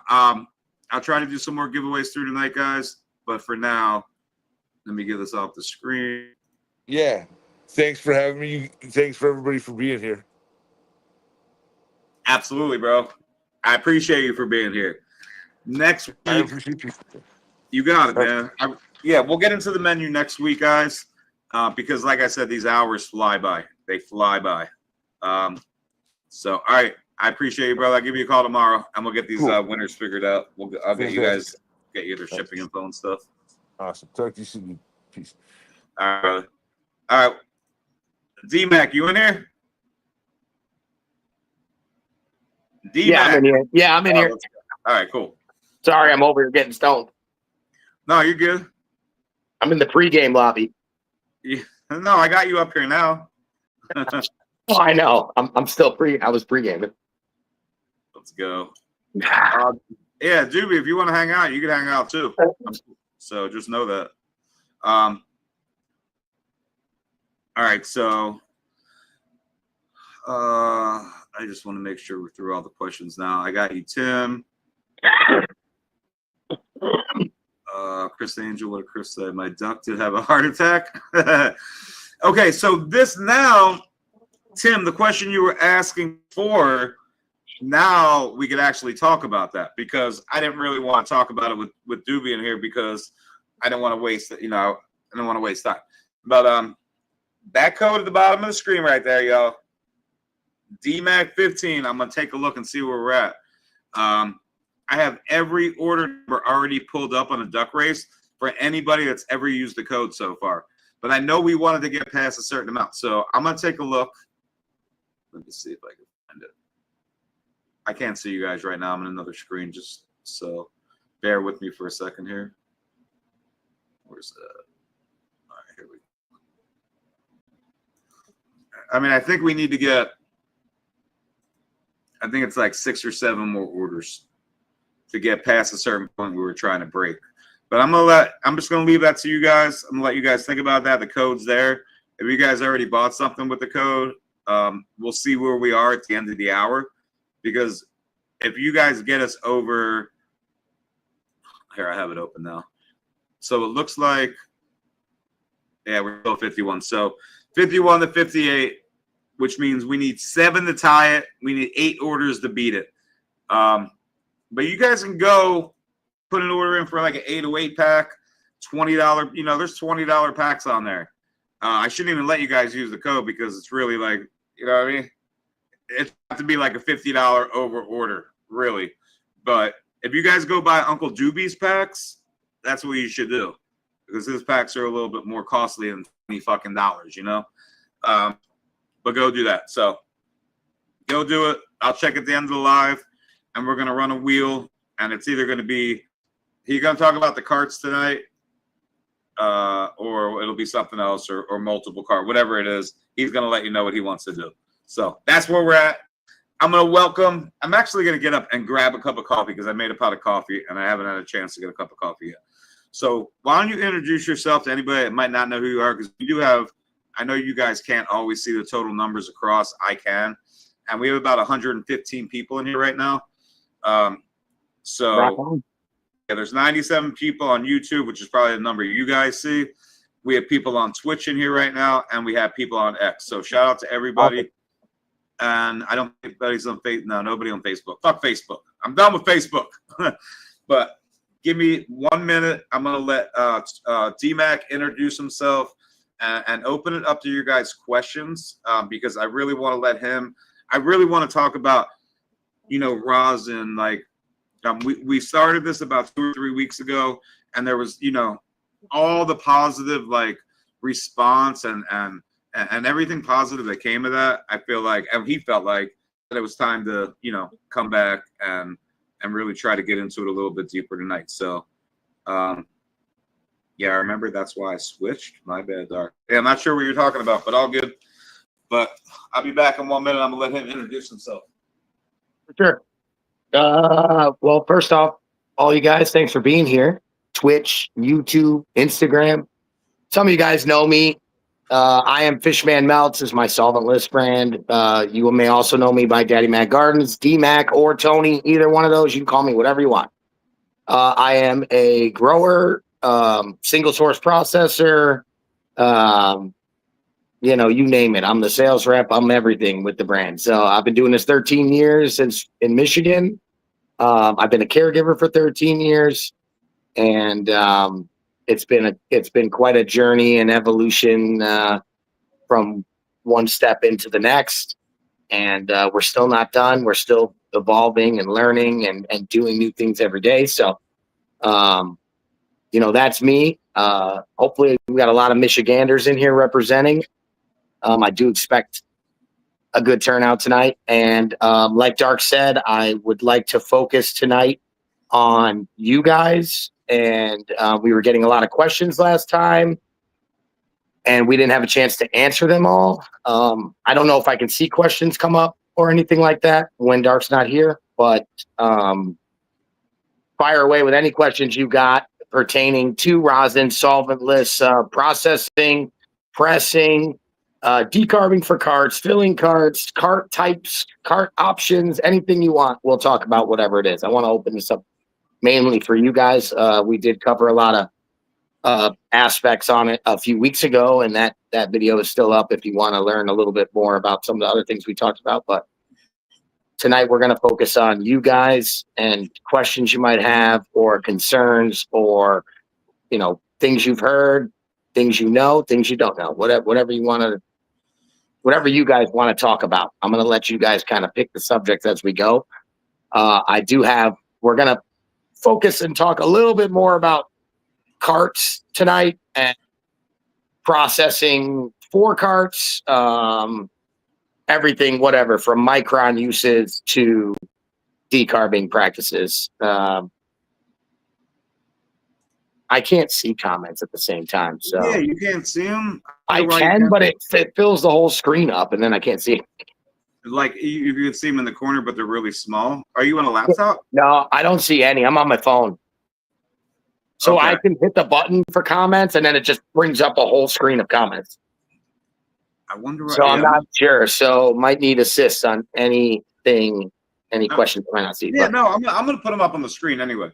I try to put everybody's everything up there. It just, I'm not gonna put up the Eagle stuff. I mean, even though, that's a whole nother conversation. We're not gonna talk about that. But all right. So hey, my man D-Mac, how you been? It's great to know. Yeah, nice job, Tim. Good for you. Go Birds. I want to get into rosin and know your stuff. Okay. Do you cure? Okay. Do I cure and for a freeze and wash? I'm assuming you mean like freezer time from chop to processing. So I don't know. I'll just start from scratch, and it should answer your question and maybe even any other questions. All of my rosin, the way I do things is I chop everything down about 5 days, 6 days prior to when I would for flour. No flushing is needed in rosin. So basically skip your flush stage. Run it to when you would start to flush and chop it down, and then freeze it while it's still wet for at least 48 hours. And then you can go into washing. Yeah. So no curing's done. I go a few days early so that the trichome heads are cloudy and clear, not amber and cloudy. Amber heads traditionally lead to a slightly darker hash potentially. And you ever smoke stuff from people, and everything you smoke is good, but it makes you go to take a nap, all of it. And it's a super late term. They've taken that, full term all the way, and it can lead to a little bit of a manipulation of the high and lead to a heavier, sleepier high, no matter what you're smoking. They'll all have the same effect. So, up to a week early, anything over that's getting a little bit silly. Your plant's still developing. There's just no reason to stop it. But you're not wanting to see amber. That's the main goal. Once you see maybe a couple ambers start to pop up, it's done. Take it. If you want the best color, consistency, and smoke, in my opinion, a nice balance of representing what the plant's doing for strength and terps, don't let it mature a lot. And I do want to say, we call it fresh frozen for a reason. So you're freeze, think about the terminology in itself, fresh frozen. So you're not going to let it cure. Like him even talking about amber is sort of, there's no cure. There's no cure with fresh frozen. Yeah, once you freeze something, it stops it in time. It stops all development. So basically what we're doing is we're taking a plant to the phase that we want it to be at and the look that we want, and we're going to chop it right there and get it right into a freezer and lock it in time right there. Done. No more development, no degradation. It's just frozen in time. Honestly, as far as how long it can be in there, I've never tested that, but I've had stuff in a freezer for 2 weeks, 3 weeks, and it comes out just fine. So as far as I know, as long as you're not dealing with any fluctuations in freezing or power outages, stuff like that, it's kind of indefinite once you're frozen. You can, just like anything, get freezer burn, and that can cause damage to your heads. So ideally getting it done within a week is ideal, but Yeah, so that's the second part of his question. yeah, right? so no curing. There are people out there, and I did say this last week, and I'll state this again. This is the way I do things, and this is the way that I have found is best for me and best for my setup and best for the way I do things and the way I want my rosin. And this all comes based on feedback from others. You know, I'm don't really care what my opinions are on a lot of things. I kind of more care about what you guys think. And so this is the feedback I've gotten, and this is where people like it to be. So there are people out there that will hang their plants for maybe 2 days and then chop and freeze them. And that's another strategy that some people use. So you're reducing a little bit of moisture, but you're not curing, so to speak, and then freezing it because it's still very damp, but you're releasing a little chlorophyll and you're just, I've never done it that way, but I do know of people that do that. Well, I mean, you're only washing for the heads anyway, so it really doesn't matter the state of like the flower, like Correct, that doesn't yeah. even, And that's why the flushing doesn't matter because nutrients are stored in the leaves and the actual plant material, not so much the heads themselves, which just contain oils. I've never had any indication because I've run both flushed material and non-flush material, and there was no difference in the product itself. So someone wanted to stop washing and pressing. I just saw that in the private chat. I was like, what is that? I never seen it. So depending on the amount that you're wanting to do, I would say if you're only going to wash between, say, call it 1 and 5,000 grams at a time, something like that. This is frozen weight. So that's going to be anywhere from about a half a pound to about 2.5 pounds. General rule of thumb is about 2,000 to 2,200 frozen grams for every dry pound. So you're talking 85% moisture. So, What was the question you're responding to right now? This is if someone wanted to start washing and pressing for themselves, what would be a good starter kit from bags to press? Oh, okay. So if you're wanting to wash smaller numbers, honestly, the Bubble Magics are great systems. The only catch with those is they are a plastic unit. It's not stainless. It is harder to keep clean, and you really got to be diligent about cleaning them. Every run, when you're done, needs to be ISO'd out, needs to be cleaned really well, because unlike a food grade stainless or a really expensive washing kit, any pharmaceutical grade has rounded edges and nowhere for bacteria to be stored. So Bubble Magics are great starter options, or hand washing in a 5-gallon bucket setup. But you can, if you're going to wash a small amount, a 5-gallon mini Magic can wash you small amounts at a time. Home Depot buckets or any kind of buckets, and just get yourself a starter bag set from Rosin Evo or Ice Extract, and they've got 7-bag, 8-bag sets that you buy once, and if you can clean them. And so do you recommend the more because I had played around a little bit a while back, and I did buy one of those little the Bubble Magic. I got one of those. It worked good. I had to switch out there was things because it's got a corrugated whatever hose, so you have to switch the hose out because it all gets stuck. It's like you want to use the braided hose, the steel like steel braided hose. It's like got steel in the plastic tube. Right, the one they give you is like a fucking plastic one, like a Slinky, So technically you got to modify them. So they come as actual just like washing machines, and they have recirculation pumps and all this stuff, and you don't want any of that. So you got to gut them. You got to gut all the inside stuff. You got to chop all the fins. You want to slice back all the little fins that hold there's these corner filter brackets and stuff. There's a hose that goes to the top. You take that out. You're putting a cap over the hose for the drain, for the recirculation line.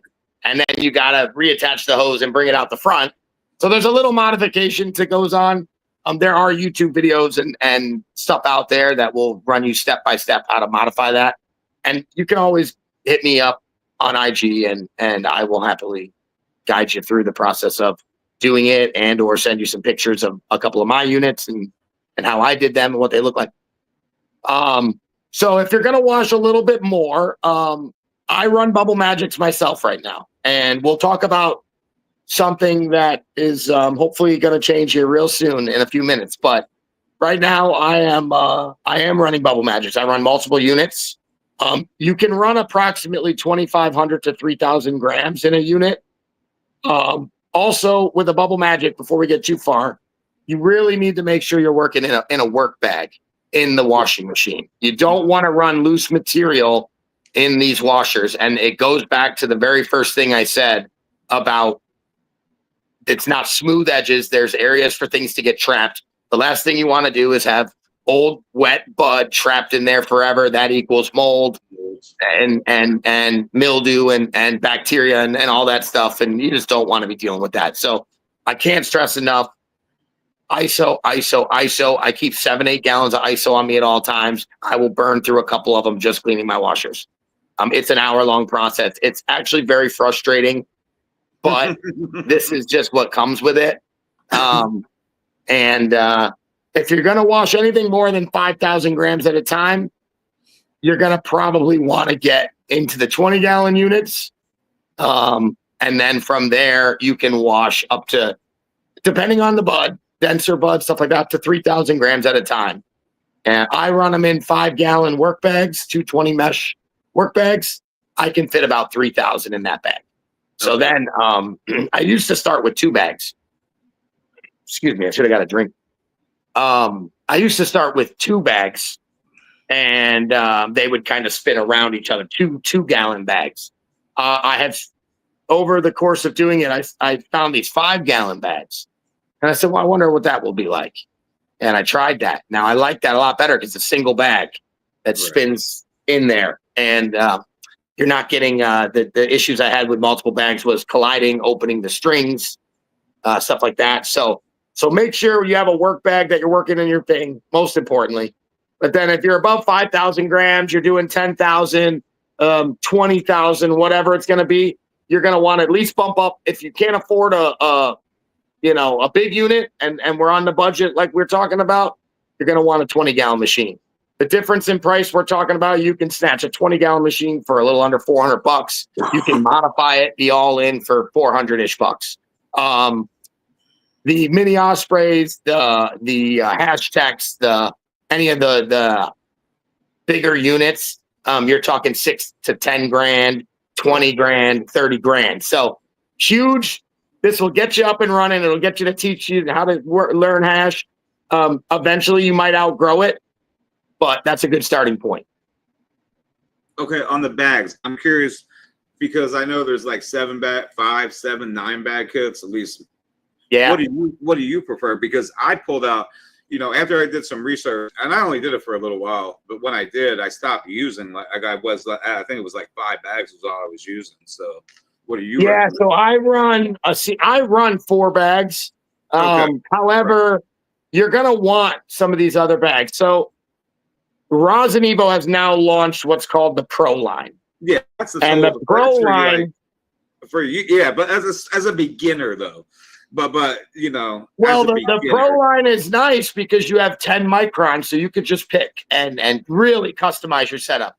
Traditionally, we're running 4 or 5 bags. You're going to run a 220 top catch, even though you're working with a work bag in your washer. Yeah. Absolutely a 220 catch first. There will be stuff that comes out. There will be hairs. There will be things that sneak through the 220 work bag. The zippers love to open up on them over time on the work bag. Then, on your second or your third wash and like to leak out weed. And, you don't want that getting into your potential 160 for edible grade or sneaking into any of your lower stuff. So 220 at the top. I run a 160 below that. Okay. If I'm going to run melt or I want to run a little bit of a tighter spectrum for testing or for a competition or for whatever, a 90 bag would be below that, or even a 120. Okay. So if you could have 90 to 119, so you'd run a 120 and a 90 below the 160. Right. And then you go into your 73, 45, or 70, 40, depending on the brand that you're using. So that's another thing that people maybe don't catch. You'll notice some rosin 70 to 159. You'll notice some 73 to 1 or 70 to 149, and you might see 73 to 159. The big difference there is the manufacturer that they're using. So Rosin Evo uses 45 and 73 bags, or like I said, the Pro line now you can have 40, 50, 60, 70, 80, 90. 10, yeah. You can be by the 10. So that's more for the melt guys, the guys that are going for the full melt hash. That can really let you hone in on where that premium melt is in that strain. Okay. So right. for a beginner, 45, 73, 160, 220, and you're good to go. That'll get you everything you need. You don't need 25. Don't even bother. You will never get the water out of that bag. Right. Yeah. Yeah. It's a pain. Because I had like 9 bags. I ended up with like 4 or 5. You know, I after actually I realized. So. Hey, I see all your guys' questions. There's a ton of them, dude. We're gonna get. If you buy the bag set from them, it comes with a 220. It comes with a 120. It comes with a 160, a 45, a 73. It also comes with 25s if you want to experiment. And I believe there's like a 180 or a 190 and the 90. What's this one? I think this is the 90, the green one. Yeah, 90 green. And then I think there's like a 180 or a 190 as well. Yeah. So like it'll get you all the options you need. Right. Yeah, 190. So they'll come with a 220, 190, 160, 120, 90, 73, 45, 25. And it's honestly a lot cheaper if you just buy it than buying per bag. Right. Yeah, I bought like I said, it gives you experiments later. Yeah. All right. So hey, listen, let's try to run through some of these questions real quick. What we got? So if I got a bucket of cold cure rosin, can I decarb it by heating it in the oven, then putting it straight into a cart? Absolutely.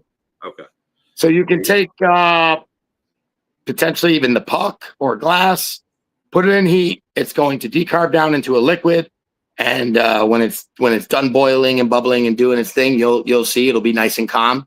And it's the calm before the storm. It's ready to go. Syringe it into your cart. You know, however you want to get it in there, good to go. All right. When you're washing, are you washing using ice water in a machine or bubble? It is the same.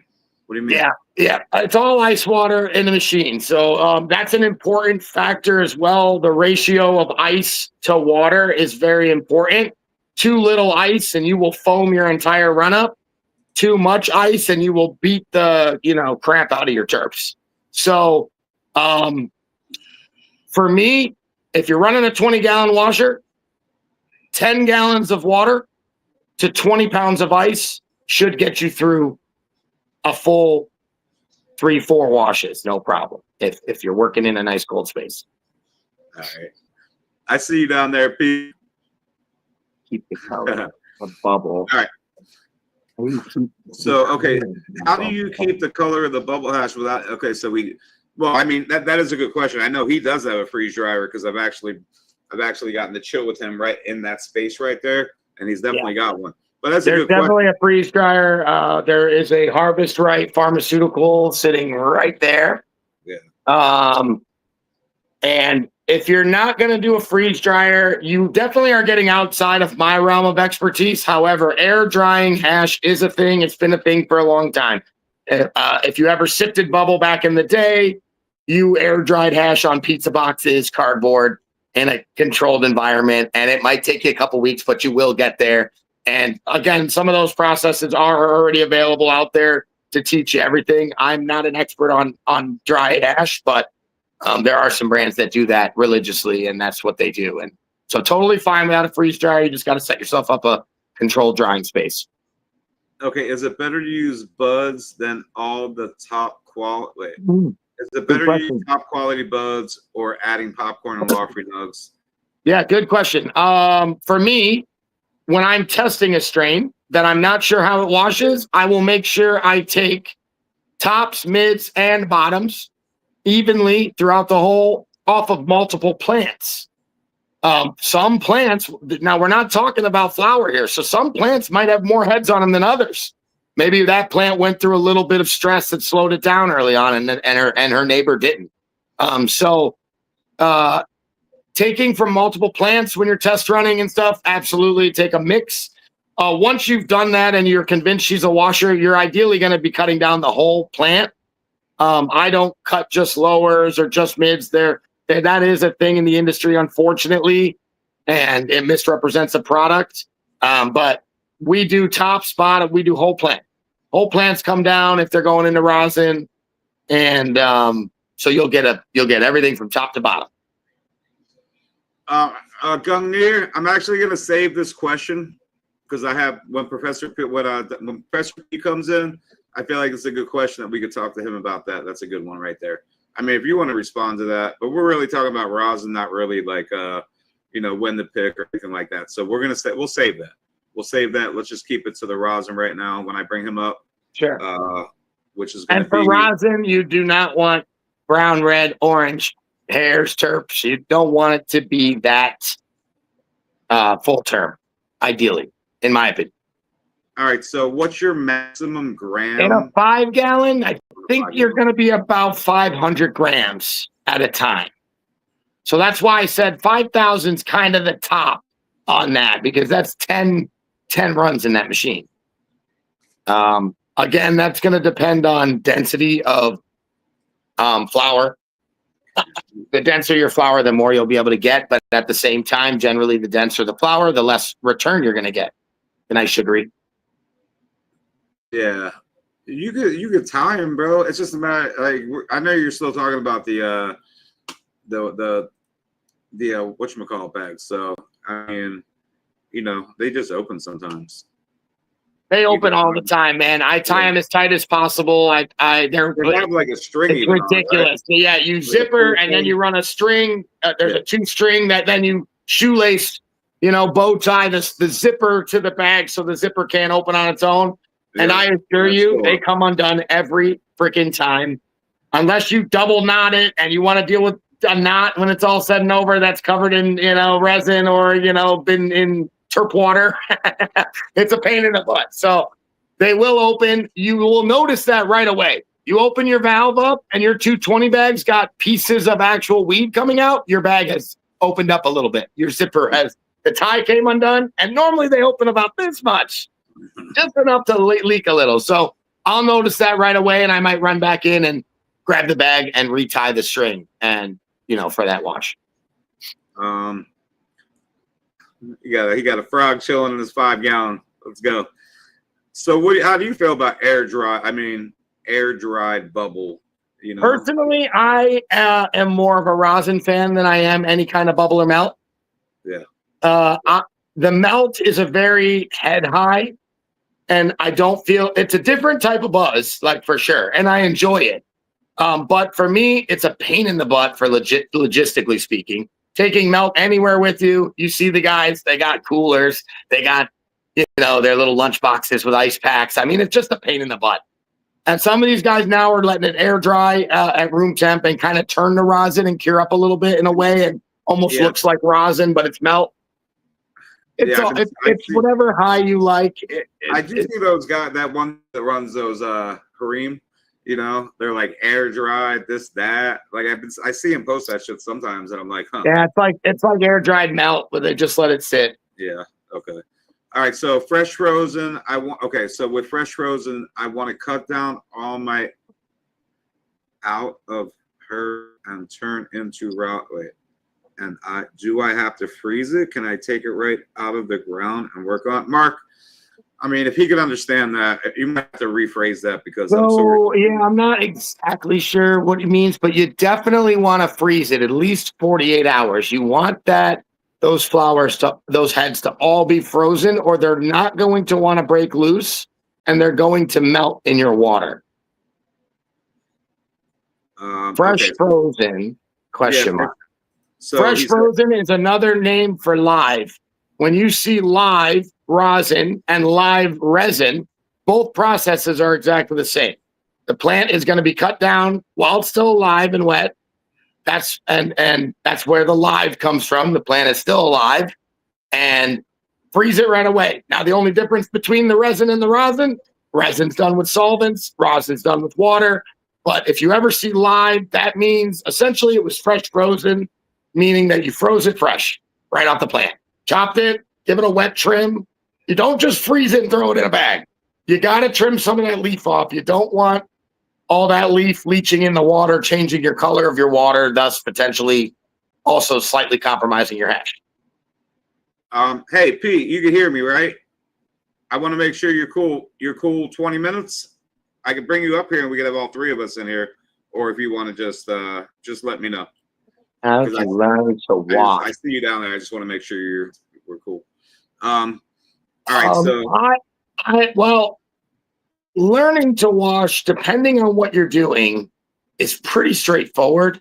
I did some work with a friend of mine at the time, ran some stuff on his equipment, did some R&Ding, and kind of bought my own. You guys might know Mrs. Tater has been a good mentor for me as well, helping me transition in. And I've had a lot of friends along the way. My buddy Organic Mechanic, big metric processor here in Michigan, helped me learn my press and press temps and press pressures. And so I've had a lot of people help me along the way. And then you just kind of got to jump into it and do it. And over the last 3 years now, I think I've been doing rosin. 2 years now, Fishman Meltz has been a brand. Just jump in and just R&D yourself. I mean, you just play around and try different things, try different lengths of flower growing, and you'll get it honed in. All right, so how about doing a batch half air dried and half the other? For what reason? Like to compare it, Bernard? You mean to compare it? For what reason though? Yeah, I mean you're obviously welcome to do that. If that's what you're asking, if you can. I don't know if you're asking if I would do that or if that's just a thing, but all you're doing for air melt is just the washing process is all the same. Just instead of scooping that onto a tray and putting that tray in a freeze dryer, you're going to put that scoops on a cardboard and dry it at air temp.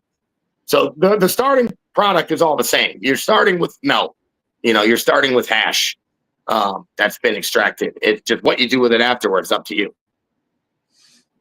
Okay. No mid. So that's obviously my brother over there does all my artwork on the Grateful Dead, on the Dark Star looking account right there. He came in late. Yeah. So this is what we are talking about, our work. Okay. So after you dry and cure, can you press the cured bud to give you an idea if the plant might be a good candidate for fresh frozen? I'm going to say no. They are very different. The key there is once you've dried, your water mass has gone down. When we're talking about mass, and when we're talking about cannabis, it's always mass. Okay, THC, everything. Terps is all dependent on mass. We start with 100%. If it's 85% water, you're going to get a low percent, right? If you're like, oh, well, I only washed 3%. Some people say, well, that sounds really low. Well, they're forgetting that it's frozen weight, so it's heavier. If you dry it, you're going to see returns upwards of 15, 20%. It's not going to give you a good representation of what the yield is going to be. If your yield is really high cured, there's a good chance it's going to be higher on the fresh frozen. But yeah, no, I don't. You can do a test wash, and that's what I would recommend doing with your fresh frozen before, if you want to find out what something can potentially do. And we talked about that on the last video. I won't go deep into it here. You can go back and watch Dark Star's YouTubes anytime. A jar test is just simply using 20 grams frozen and putting some ice and water in a jar after you put the stuff in the freezer for a day or two. And you just shake it yourself. And once it's all settled, you're going to look at the bottom and there's going to be melt all in the jar. And you're going to guesstimate based on that. And I say 20 grams because now 5% is 1 gram. So look in that jar. Hey, do I think there's a gram of melt in there? Do I think there's less, more? You want to see a little more because that is full spec. That's going to have your 25, all the stuff you're not going to use. It's all in there. So. Okay. Can I? Yeah. And this stuff, yeah, like you said, man, all this stuff is on, as you guys know.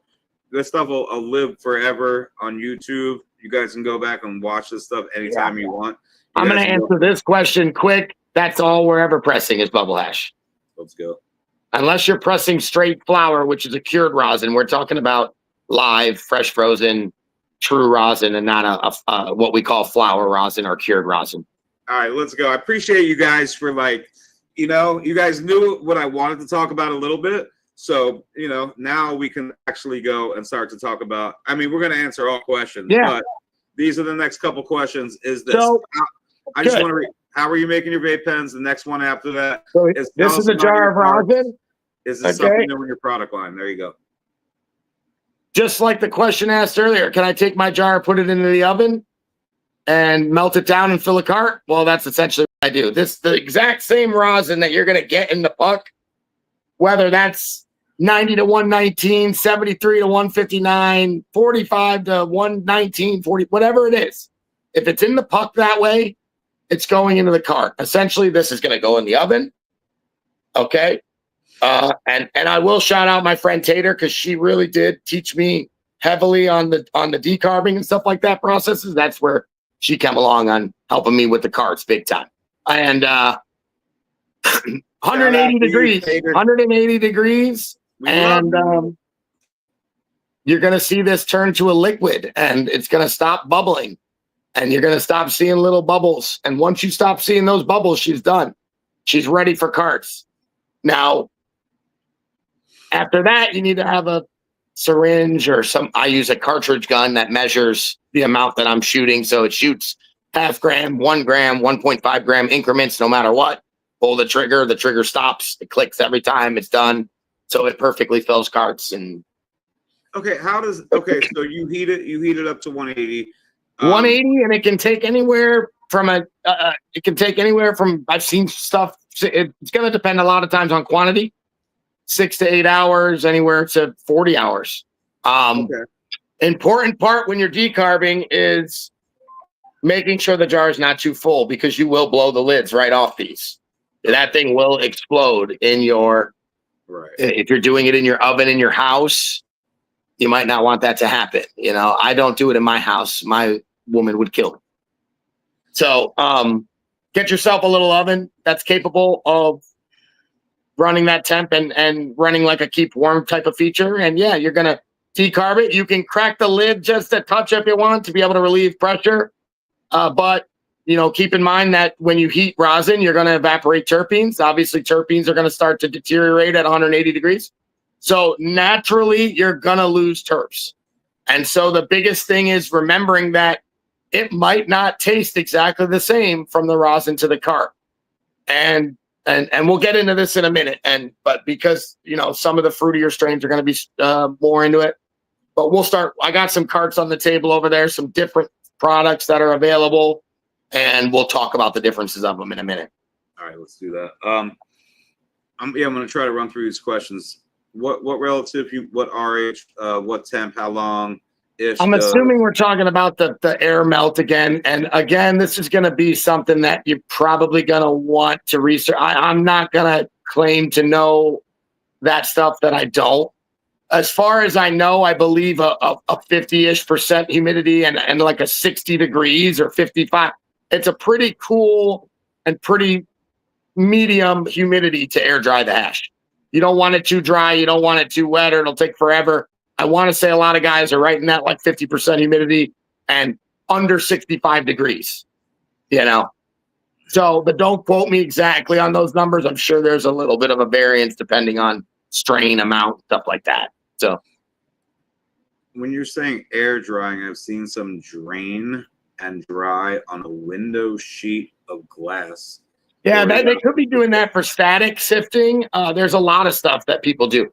They have the new electro sift thing that's kind of wild. They pour it down and the like magnets like suck it and separate it. And that's all new tech. And right. I mean, I'm way more of the if it's not broke, don't fix it. I don't need to learn how to do all this air melt. I'm not really interested in that.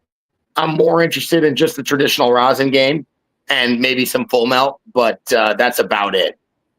I'll leave the other experts to discovering the new tech. And if something comes along that's truly better, then maybe I'll give it a shot too and do my own R&D on. But don't follow what everyone does. Find your groove.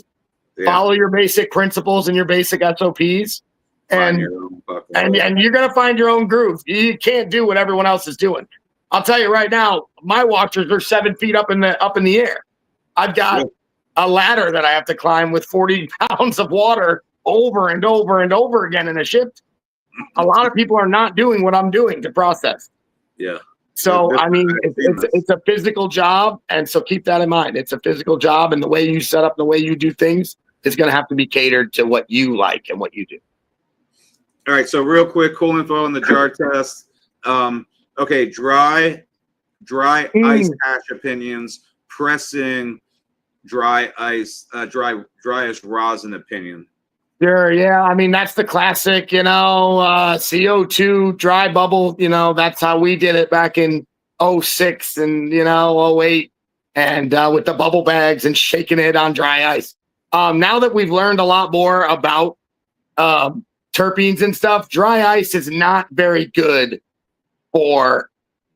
especially for rosin. I imagine it's similar. It gets the terps too cold.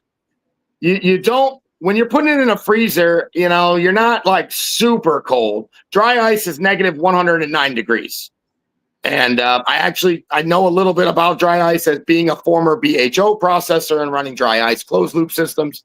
But dry ice is negative 109. It will burst your heads. It will freeze them solid and it will interrupt your returns. Dry ice is risky. All right, people are cutting with MCT oil. That is true. There's also now a new testing that has revealed that there are companies adding melatonin to their carts and their edibles as well. That was something that came out recently in Michigan after a round of testing. They found melatonin in there. These people, they're adding it to kind of aid in the sleep factor and balance the highs. And no MCT oils, no additives ever, only natural rosin. That's it. That goes in my carts. Or if I ever make edibles with collab with someone, that's it. It'll only be what it is, going in, nothing more, nothing less. The GE, the GE oven.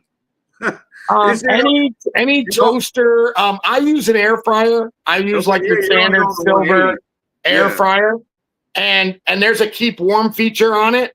So I just go to keep warm so that it's not. You don't want it on bake or broil because then it's only heating from one side, or So there's a keep warm feature. The only thing I will stress that mine's up to drive me nuts. I would actually might buy another one soon. Right. I have a timer restriction on mine. I can only run it for 99 minutes. So make sure you find something that has a keep on feature and you can keep on. I want to touch on these. So all the new vape pens are pressed rosin. They're the rosin. So we will jump into pens. Let's talk about pens. I've got some different options here that I've been testing. And then I want to get to this while you're walking over there. So the cart there is no carrier fluid. The rosin will so once you heat it when you put it into the cart, it stays in that. I think this is what he's trying to say. So I actually have a little bit of leftover rosin that's been decarbed. So check it. Oh, can I switch my camera around? Yeah, there should be a settings where you can. There should be a setting. I think it's maybe on the camera. Oh, here we go. Camera 2 facing front. Yeah, exactly. No, facing back. Yeah, that'll do it. Oh no, what is going on here? Okay. Yep. So these were jars that were decarbed. Okay, if you can see, it kind of. Whoa! My thing was freaking out. Where am I? Here we go. So if you can see, it is decarbed down into a liquid. And that's what it'll look like. And that's a good color there. You're looking for that real light. Oh, I could do that. Okay, here's a little more. There's not much in there, but you can tell, that started as a solid rosin. This started as a solid rosin. And it's now I don't think I can zoom. Oh, I can zoom. Look at. Oh no, I can't. What's going on? It gives you options like ultra high. I can't remember what it is. It gives you. But yeah, so I this will I got you on turn the into. screen. So Let me see if I can open this and maybe get a shot on it too from the inside because this is just a little excess. right. So you can see down there that has now turned into a liquid, and then from there I'm extracting it into my pen. So let me. So try. once it's, I think you know where he was going. Which once it's heated to that point, liquid, it doesn't reharden. I think. Correct. As long as you've decarbed it enough, okay. It will not revert back. It will crash out if it's not heated enough. Okay. Or for a long enough time, it will crash out on you in the cart. So if you ever see carts and you're looking at them and you look towards the bottom, you've got it's all crystallized in there. Yeah. And don't get it confused because sometimes when you're looking in here, you see that and then you see that. That's actually a reflection of the little rubber piece that surrounds that seals the oil from leaking out of the connection. Okay. And you can kind of like see a reflection off it both ways. So no, I see them like crystallized where it's like if you heat it back up, it'll remelt sort of, but it'll like yeah, not good. It clogs up a lot and it's just not decarbed all the way. So you definitely want to decarb all the way, and that will ensure that this will stay like this forever. Okay. And that's going to be, like I said, you're going to do it. You're going to see it bubbling. It's going to almost be like a boil, but it's not going to boil because it's not that hot at 180. It's going to, but there's going to be little air bubbles that are coming up. When those are gone, you're done. Oh. So in the beginning, it's no big deal. But once you get towards the later phase of decarbing, you really want to watch your material because you can go too far and you can burn your material. So you gotta, once you're getting into that closing phase, you do really need to make sure that you're keeping an eye on it every hour you're watching it. So mine, I have a 99-minute feature, so I have to sit here all day and keep resetting it to 99 minutes. Right. So can you use rosin and edibles? I'm assuming you can. Absolutely. So actually, you decarb rosin for edibles naturally. So if you're gonna put it into you need a binder. So most people are going to put it into butter or something. So they're going to cook it down with the butter. Well, you are decarbing that rosin when you cook it. You know, we all know THCA is activated with heat. So while you're decarbing, you're activating this. That's why the carts get you stoned. Because it's activated THCA now. Like it's been heated. Right. You know, so. Okay. Sous vide, like pot in the pot for decarb. That's cool for you can go super low and slow. 180 is pretty low and slow. Like I said, it could take up to 48 hours to decarb a jar down. It's great at that heat. You know, that's a couple days. So I know Professor P is in here and we're getting to the end. I'm gonna keep in here with him for a little bit too. Once I bring him in, I want you to stay because we can continue to have this conversation with him in here. But we'll go a couple more minutes before I bring him in. So I need some of the vape pens because I really do want to let these people know. Like I want them to know, especially if you guys are in Michigan. I want you to talk a little bit about what we talked about. The batteries, what you have. Like I know those are what you probably have now, but I also want to let them know about what's coming. And yeah. Running low. I'm trying to keep up with the demand, but the carts. All right, so what we are going to talk about then too, pertaining to carts, is there are lots of different style carts out there, and you might want to you want to get some carts, and you're like, hey, I'm going to take the cheapest cart option. The cheapest option is not the best option. When it comes to carts, your health matters most. Metal, stuff like that cannot be in the carts. You really need to make sure you're sourcing high quality carts. I am using O2 vape, all glass cart. This one's are cotton post or cotton wick on the bottom. However, if you see in front of me, I have 4 blue pens here, and these are the newest lineup of the O2 vapes coming out. We have a version of the one you just seen, a little bit fatter. This is an all glass cottonless wick. The newest Traveler Extreme, which is kind of more like a traditional vape. These seem to be hitting a little hotter. One thing that was brought up to my attention yesterday, I thought was a good point. This is a plastic tip. Some people might be against the plastic tips. And you have another style here. All glass, same thing. These are all glass cottonless on these new ones, depending on the style you want. These are all different versions of half-gram carts, too. And then my favorite, and the one we've been talking about a lot, is their newest all-glass, the world's first all-glass nanopod from O2 Vape. I'll give it a little thing there, O2 Vape. That's my camera backwards. It's like 180. It's really weird. In life, this is on the left side, but on the camera, it's on the right. That's why I keep getting messed up when I'm trying to move around. It has a mirror your camera, and you probably have it on, So these are the newest pods. I like these a lot. Some of you already know about it. We've talked about it a bunch. Right, these really cut down that battery trash in the dump here. And these are the newest style coming out where you would get the battery on its own and you would Professor P. I was just going to bring him up, but he just disappeared. Get these interchangeable pods, and these pods can be swapped out with different flavors and dropped in. So this is an empty one here. We were doing some testing, and we're doing some. Whoa! What's going on? You see that? Can you see that? Oh shit! My camera was freaking out. Yeah, I just lost Professor. I just lost him too. When he comes in, I'm going to bring him back, and we could all be in here because I think that we're. Yeah, this is why an hour goes by way too fast, man. It just does.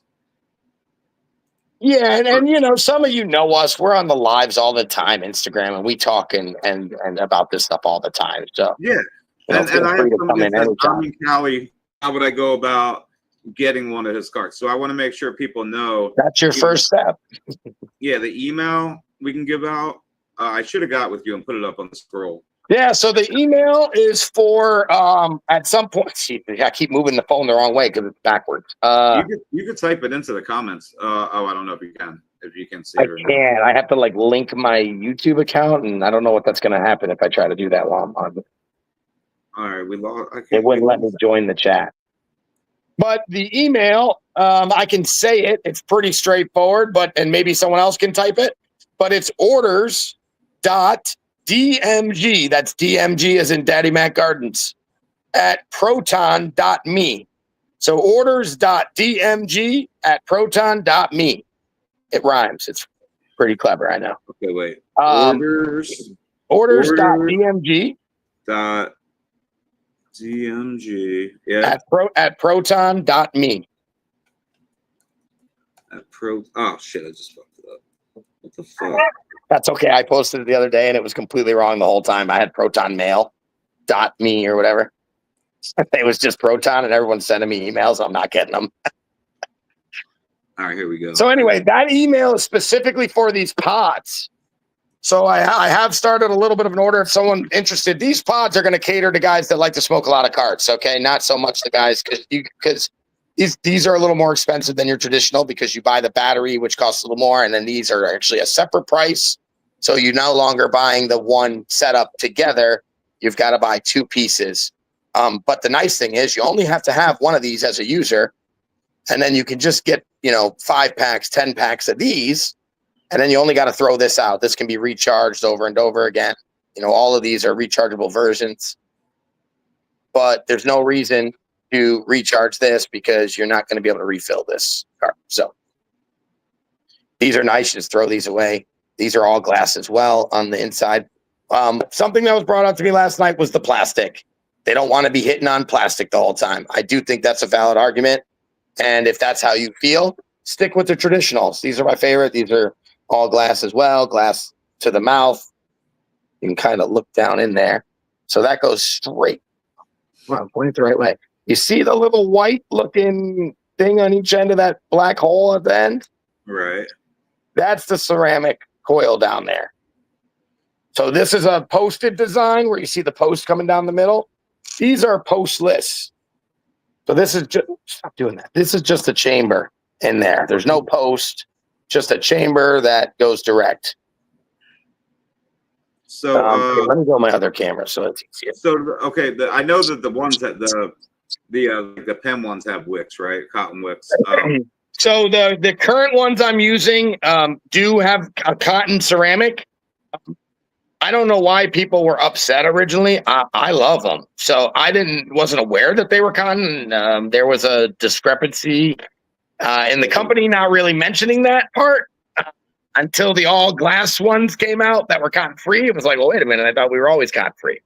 But right, I'm gonna bring Professor P up right for now. the pods, it's less wasteful. That was my argument in it. Is a lot of batteries not getting wasted. So if you're somebody that's smoking a lot of carts, that order is to get on this pod list, and I'm doing a launch of these pods, and they're going to be 5 pods and a battery.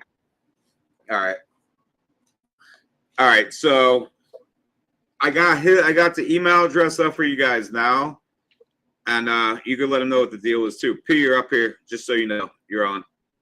I didn't know. What's up, guys? All right, just wanted to make sure you knew I had you up here. But got a much nicer background than I do. You have the nicest background. What you mean? Yeah, he's got the nicest background. He's got the the. That's what I said. He's got a lot. I got a pretty cool background with this little logo up here.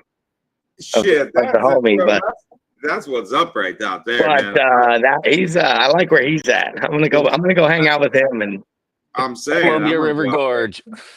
Yeah, I totally want to go out there. Absolutely gorgeous. Yeah, anytime you come out, hit me up. You already know, man. I seen some event coming up in Oregon, and I don't know. I'm gonna check a little bit more into it. I'd love to come out there. Weed event or is music? Yeah, no, I think I can't remember what I saw Weed today. It events caught my here eye. sucked.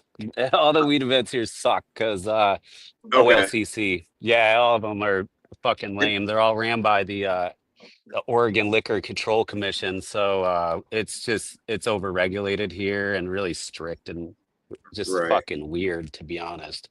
Yeah. Wow, there's a lot of the liquor. Yeah. Oh, you have to have private events, and it has to be a certain size. It's a shit show. I didn't vote yes on the legalization side of it. That shit is fucking stupid. But let me introduce you guys. So do you know Professor P, Dynasty Genetics? This is my buddy D-Mac right here. Rosin. Nice to meet you. Yeah, nice to meet you. Yeah, I was listening to all the information you were throwing down. A lot of useful deets in there. Yeah, that's what we're about, and we do this a lot on the just on the regular lives, and people are more than happy to come and ask me. I'm not going to coach you through everything, but I'd be happy to come and give you a consultation. But it's a lot of work. But I will give you a lot of free info, and you can get a lot of free info from tuning in. Yeah, like you were saying, it's like you just got to fucking do it. You got to jump in. Don't be scared. That's what I did. Yeah, you can lay down the map for it all, and people are still going to fuck up, and everybody's going to do it differently. Yeah. There's that old saying, details, you can lead a horse to water, and you can teach them to fish. Oh yeah. So again, I got D-Max. I got the orders. You guys can shoot him an email right there. Yeah, if you're interested in pods, hit that email. Send him an email, and if you guys have any other questions at all, feel free to ask away. I'll keep both these guys in here for a little bit. And don't blow the email up for questions. Hit me up on Instagram anytime if you have questions about products, attaining regular carts, or getting in touch with me or anything like that. Hit me up on my IGs, which is Fishman.Meltz, or Daddy Mac Gardens is my main page. They keep deleting Fishman, so unfortunately it was deleted again. And I had to reboot it. Can I ask you how you named your company? I was just curious. I'm a fan of fish. I was like, is it Fishman? Like a drummer? Yeah. So are you serious? Yeah. A couple of years ago, I was going to actually open a fish store. That's wicked. And I breed a lot of fish. Yeah. And so, when we were at the time that I was coming up, I kind of have put that on the back burner. I do still have like 7 tanks in my house, and I'm still breeding Oh, guppies and nice. Wow. geckos and stuff. But we were going Serious to about open a it. store. Yeah, the demand for guppies and fancy, high, pure color, pure breed guppies, just like cannabis, is Yeah. actually massive. And we were lacking on some fish stores that were really. A lot of our wholesalers were going out of business in Michigan during COVID. And throughout the world, a bunch of wholesalers closed down during COVID. So we've kind of saw a window there to go in, and unfortunately, my old partner wasn't the best partner to choose for that, and was Probably for the best. yeah. Fate, But, right? so You know? I've read a lot of That's stuff, cool. and everybody, the community actually named the name when I came up with the Fishman brand. Fishman. The community Nice. said Fishman. I That's said I dope. like it. Oh yeah, I love it. Yeah, there's a lot of fishing out here. Yeah, oh, I I love don't it. fish anymore, but yeah, there's tons of boats out right now and a lot of salmon in this river, the Columbia. Okay. Yeah. Yeah, we Yeah, fish. but, I fish a lot of walleye fishing up here, and yeah, nice. not a bass fisherman. That's boring fishing to me. But if I'm fishing, I want to eat it. You know, that's kind of my thing. I don't Yeah. want to waste Yeah, fuel on stuff. Yeah, Let's go. same. Yeah, that's how I was back east. I stopped fishing because it was like it wasn't fun not keeping it or not doing something with it, and the times that you like hurt the fish or something. I don't know. Just too much of an empath for that shit. Right. I'll be going fishing. I'm going down to Florida, man. I'm looking forward to it. So It's a marlin. I mean, shit. When I lived down there a long time ago, man, my buddy was the captain, so we go out and we fish everything. Oh, Deep fuck yeah. water. Marlin's badass. But okay, so let's see. What do we got? Where are we at? So Professor P, Dynasty Genetics in the house. As you guys already know, I see a bunch of you guys giving him a shout out. We wanted to talk and touch a little bit about the new drop. I know we wanted to talk about that a little bit. And I'm just trying to get caught up on the questions. My fault here. Yeah, I'm smoking some moose and lobster right now. I got some crazy good phenos of that. There's a lot of good washers in that one too. The previous 2 versions weren't really.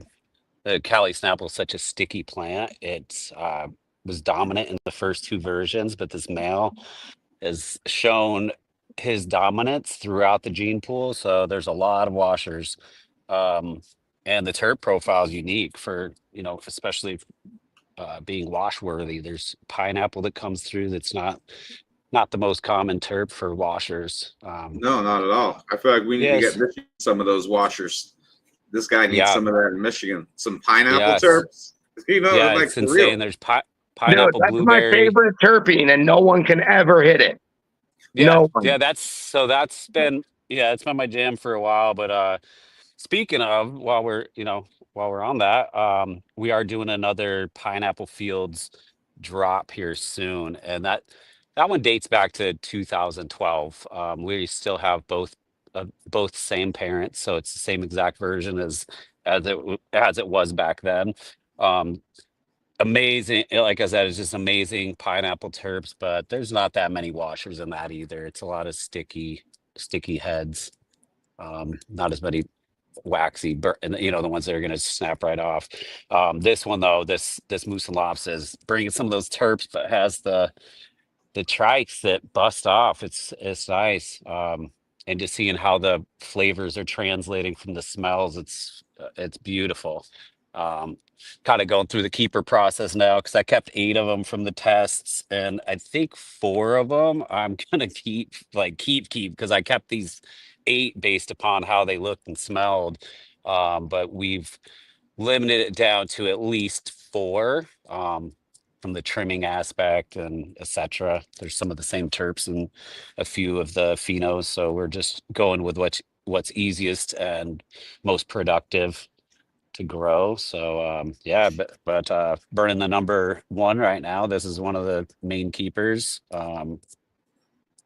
Phenomenal pineapple blueberry. It's like fuck. Who doesn't love pineapple Dude, blueberries? that sounds so good. And there's some funk bits in there too. The awesomine. Like I don't the the closest smell that I told my buddy, because he was like, "What does this smell like?" Because it's like sweet and funky, and there's definitely like the layers of fruit in there. But then there's this peculiar. It's from the ossamine isomer, but it's like canned tuna fish. It's like washed like tuna fish, but it's like the clean. It's weird. It's a weird, funky smell, but it's not super offensive. It's not like like rotten fish or anything like that. But it's like canned tuna fish, but with yeah, it's bizarre. There's one of the phenos that I'm keeping is definitely has a little bit of tuna funk in it, but Everyone's yeah, it's chasing kind. that osamine too. Everybody's chasing that these days. Yeah, Osamine, and osamine. I know it as yeah, osamine, but yeah. So the Cali Snapple. So there was it's the mom of the pineapple fields. I had I kept that for I think 7, 8 years before I ever tested it, and it came out ossamine isomer dominant, which was super rare. It was like multiple percent, above any of the other terps, and it was over. I don't know. I've got that up to 2%, but I think the first test was like pushing right around 2%, just awesoming, which is fucking amazing. And the one thing that we found with this terp is there's a linked gene trait with this terpene in this particular line of genetics, that there is dude, this squirrel is laid out flat right next to me. It's the cutest thing ever.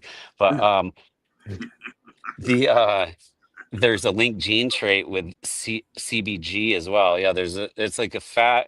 I don't know what he's trying to get from me. I ain't got food, but he came What up do and you then think he's laid trying to get flat from like you? he He's looked like, like a rug, like a bear rug. he's waiting for that Dude is osamine, man. He wants it. he's like, dude blow it is on like. me, I mean, blow it he's on right me. next to me. He can Yeah, smell it a he's little like, bit. yo, I smell that funk. Exactly what it is. That tuna Uh-huh. fish. He's like, Yeah, wait, he's what is like, that? He yo, got high let me from the thank second hand. you. He wasn't. He was laid out. He was too high. Oh my God, he looked like a bear rug when I looked over. That's it. But yeah, so we knew that plant was special, the Cali Snapple, but when it's nice to get test results and find a definitive component why it was so special, and that's why it was so special. It's the plant is strange because it grows, as long as you want to push it, it keeps pushing out new resin, which that's where the CBG is coming. It's just pushing out new crystals. The trikes are just small, big, medium. They just keep pushing though. You can grow the plant for 14 weeks and it'll still push out new resin. And that's where the CBG just keeps going up. Because people have asked, like, especially those test results that I've shared with people, they're like, was that premature? Like, how come it's so high in CBG? Because it's, they're like, that's the precursor to THC. It's basically not ripe, but it's ripe. And that's what the pineapple field does too. We've had some test over 20% THC and over 5% CBG, which is super special. And it's super effective with nerve pain and nerve issues. That's the one thing with burning that flower, because like I said, it's not a good washer. You can't hash that one, Right. not that easily at least. But it's very effective. Just even smoking the flower, it's very effective for pain, and the feedback that I've received over the years from patients, it's just I very have a consistent question with for what you. yeah. I have a question for you in relation to backing up just a hair to the terpenes. Because Sure. you're doing some washing and doing some testing, I'm curious, have you noticed certain terpenes always leading to good washers if certain terpenes are present? Uh, I, I don't know. I mean, because there's like myrcene that you can get some good washers, but then there's like linalool, like that seems to be like the black blue magoo and some of those. There's a lot of good washers in those, and there's a little higher in linalool, um, like that the lavender terps. But honestly, I don't do that much hash. I used to do a lot of hash back, like when it started, even rosin. But honestly, for medicating myself, I find flour to be the most effective for me, just because of covers the all the bases, and also I can push it to maturity. Whereas like hash, like I heard you speaking on that, and like you don't want to over ripen it or even ripen it most of the time. You want to, especially if you're going for commercial production and having it look presentable. It gets really dark if you push it too far. Um, but I find that some of the flour you need to push it that far to get the the utmost medicinal use out of it. So Yeah, I so think I they're I mostly smoke flour, but I I've seen like I mean even like beta carotene, that right there, that you get that peppery, that washes like a motherfucker. Like the Girl Scout cookie, the gelatos, all those are they're all that terp. So It's interesting because it gives breeders like an objective in the future to try and target and this genealogy of these terpenes, like you're saying, and that osamine running in that gene, and trying to hone those up to create these amazing washers, and maybe that's the key to really unlocking this crazy percentage washers, is when you can get the super dominant terps exactly the way you want them to be. And so that's cool. I thank you for answering. yeah, yeah, of course. And like even back in the day, I mean, like this is when everybody was like running BHO, and like I was never a big fan. I fucking like flour. But I like flour too. like we're I looking at do. the de-waxing and such, and like the Girl Scout cookies was such a fucking huge thing back then in the the mid 2000s, 2010s or whatever. Um, and you're looking at the low wax lipid level on those. And so, something like that ends up being a great washer too, not just a great extractor. And I don't know, it's kind of interesting because I feel like if you pay attention, you can see patterns throughout history of what certain strains selected and ones that really made it to that center stage, and now where we're at, and look at some of the stuff that's repeating, and it is it's similar things that we're after after for those washers. But the one thing is that even here for legalization, I feel like you go after something too much and everybody else is going after that same shit. We ended up you end up fucking bottlenecking and going down this road where of a point of no return. That's where like low THC strains are getting just thrown out the door, and there's certain aspects of the gene pool that are just getting kind of shit upon because the consumers demand is requiring and requesting something else. Like, I want a 30% High THC strain. Well, THC. and Yeah. then and I get that, but at the same time, it's like the plant is really has a certain capacity to carry these cannabinoids and the terpene, the whole package. So when you end up tipping the scale in a way that you sure you really want that? Like you get 30% THC, like you don't have as much terps at that point. I mean, like there is some stuff like there's one that I have that's a 30. It's rare, but it's like tests above 30 and it's testing above 4% terps, but it's maxed out. And there's also very little other cannabinoids. So it's just, it slaps, but I don't know, like there's some 18 percenters that work Okay. better for It's all certain about that ailments. math. Just like And we the Yeah, talked about that yeah, entourage, first hour, that and math. I heard you the, talking some stuff about the that, and it's entourage exactly effect it. too. It's like the plant's the carrier. It's like you only got a certain percentage that you're going to be able to fit on Yeah. that. So choose People are wisely. like, oh, Like I got 40%, 10% terps. And it's like, well, what about the 80% moisture? You're at 120% now. This is not how this yeah, works. yeah, some wizard smoke right there. Some fucking wizard smoke. All right, real quick. Okay, so we talk about which release is the pineapple blueberry. That's the one that's going to come up, right? The That's the moose and pineapple. lobster, no. So the moose and Oh, no, that's the lobster, fucking banger. It's such a banger drop. That is, I mean, that I was after that from version one. And it was a little off. I worked, so it's been the same mom throughout the three versions. It's been the Cali Snapple, but this male, it's an F5 and it doesn't go anywhere. There's very little recessive traits that show. So it is exactly what it is. So you're not getting much deviation on the male side, but also it's corralled some of the recessive traits of the Cali Snapple even, where it doesn't allow it to do certain things that it was doing before because the male was a little less stable. It had more variation.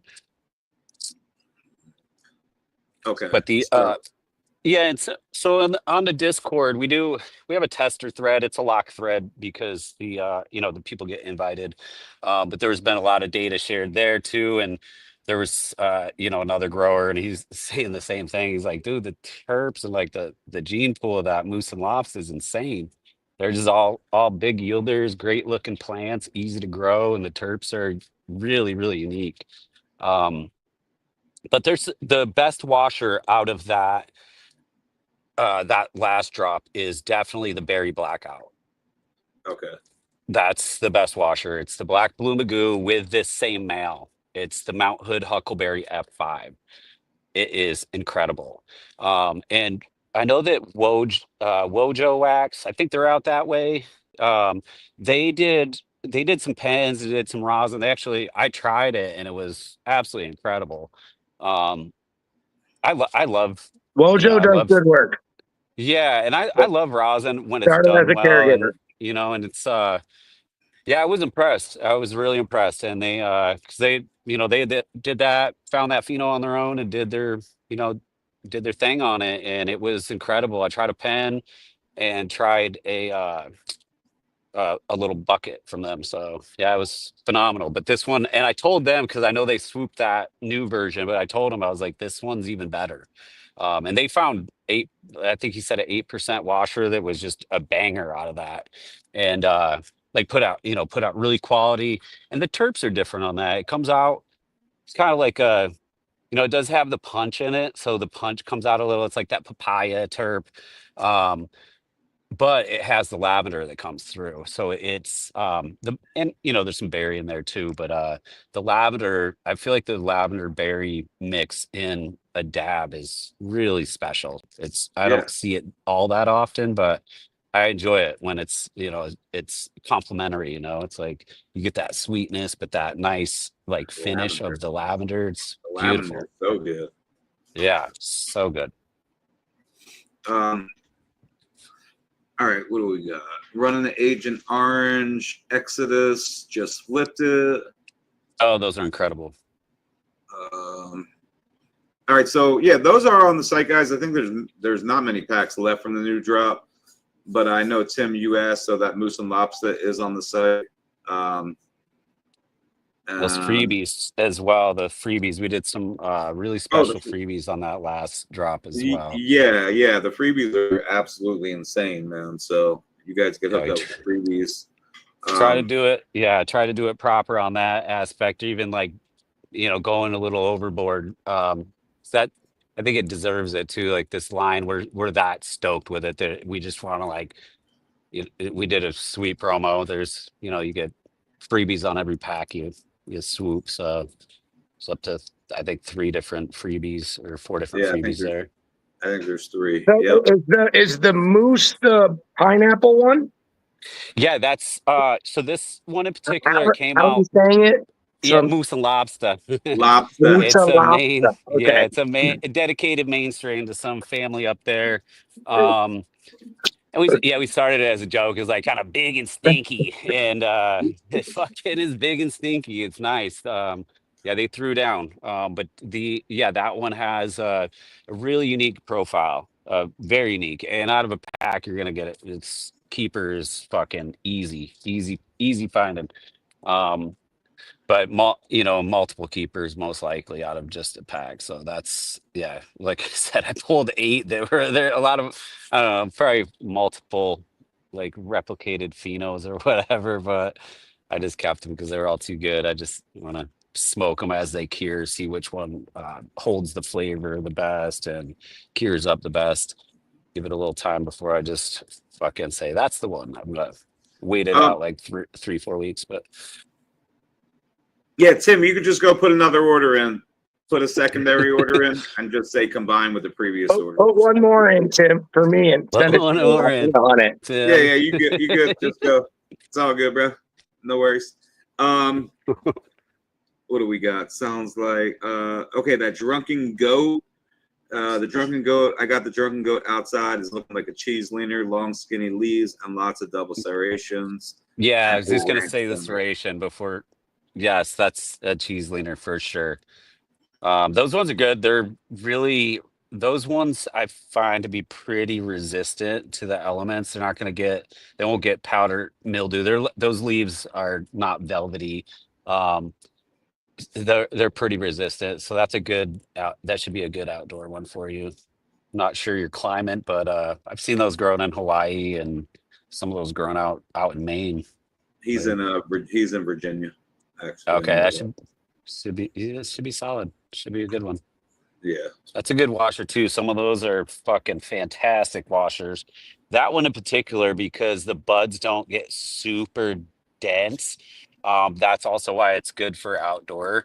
It's not that they're airy, but they have a good bud structure. It's slight crowning, not quite foxtailing, but there's a little crowning that gives it a little airspace. It doesn't suffocate itself. It's less prone to bud rot with that bud structure.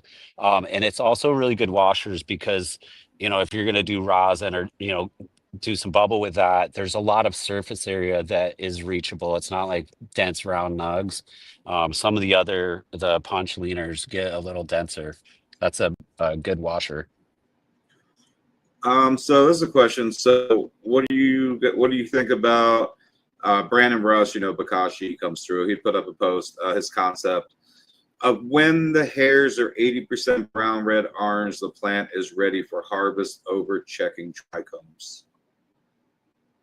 Oh, that's definitely strain specific, I'd say. I mean, that might be that way for, a certain cultivar or a phenotype of something, but I don't know. I pay attention to both, and like knowing the strain, if if it's still metabolizing.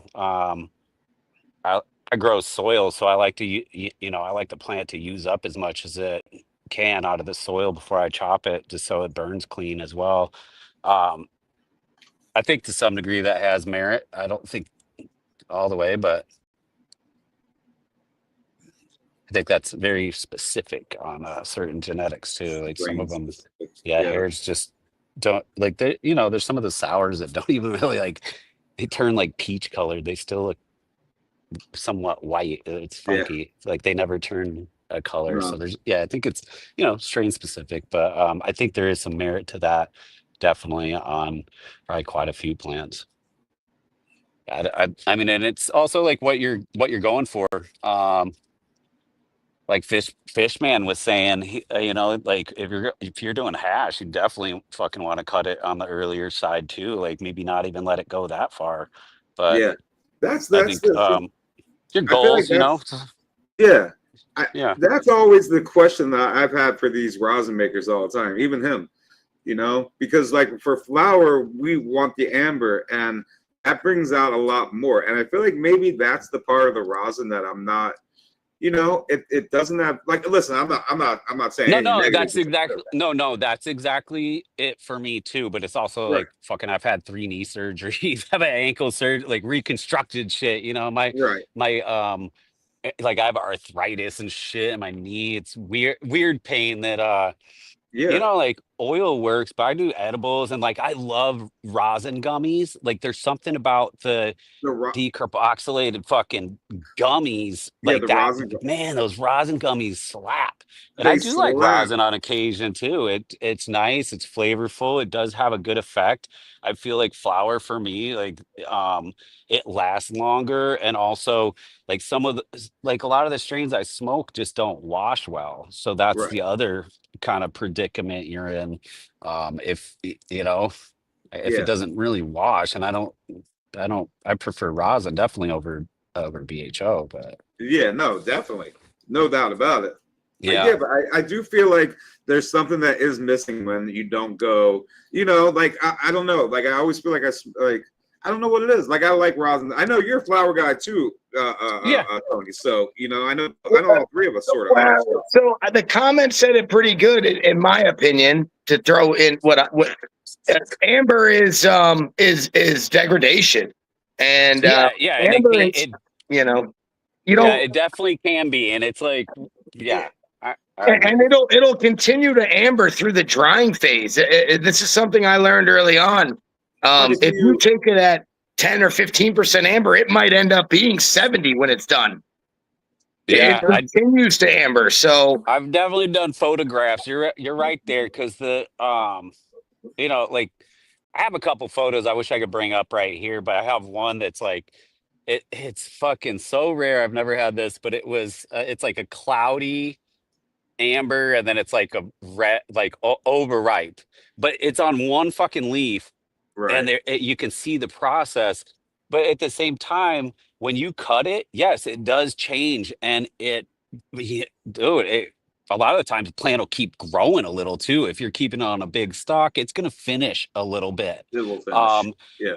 and those Agreed. trikes, yeah, I've taken pictures of the same buds, the live, the cut, and it's like it's more milky, or more amber comes through. Definitely, especially when you dry them properly. You're not fucking like fucking 24-hour just crisping them up. You dry them slow, proper. It's yeah. The plant continues to mature to a certain point. It's still fucking working through its process.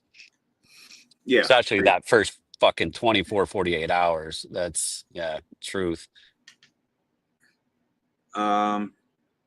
All right, what do we got here? But it's also like what like if it's a fucking Bubba or something heavy like that, pushing it, ambers. I mean, it's like that's kind of the effect you want too. Like you're like sleepy and hungry, and Yeah, and that's what you're saying earlier about, once it gets to, like, we know that, like, the couch lock is different. It is a different. I'm all about it though. Like, I like to. Yeah. If that's the strain, I don't like pushing my super silver haze and shit to the amber No, point. I definitely like not. it cloudy, like cloudy at most, and like a little clear. But yeah, it's also getting to know your strains. Yeah, I think that's a All of huge them part finish of it. different, man. They all finish different, and Yeah. some of them you chop them, they're just fucking done. Others will just keep trying to do shit. Fucking gene pool is vast. Mm-mm. Huckleberry punch. Oh, let's go. Shit. I guess it's a good time for me to do a dab. Since Yeah, I I'm want the one to try talking. some of your oil. Yeah. I would happily talk to me, and I got you, no problem. Let's do it. I Yeah. don't talk on I'll introduce you Instagram to Dark though. I'm Favorite, like the gas, please. a I'll Discord or get you guys. some. Don't worry. I'll hook it up. I'll make sure. Okay, cool. I'll get Appreciate you guys hooked up because Nice. this is a good friend of mine. Like, Hell yeah. This is the guy that when I went to Michigan, literally had me set up. Like, this is my boy right here, my brother, hung out at his house. So I would love, Fuck yeah. to make these connections for people. That's like, wicked. so, yeah. Sounds So great. we'll definitely get that done.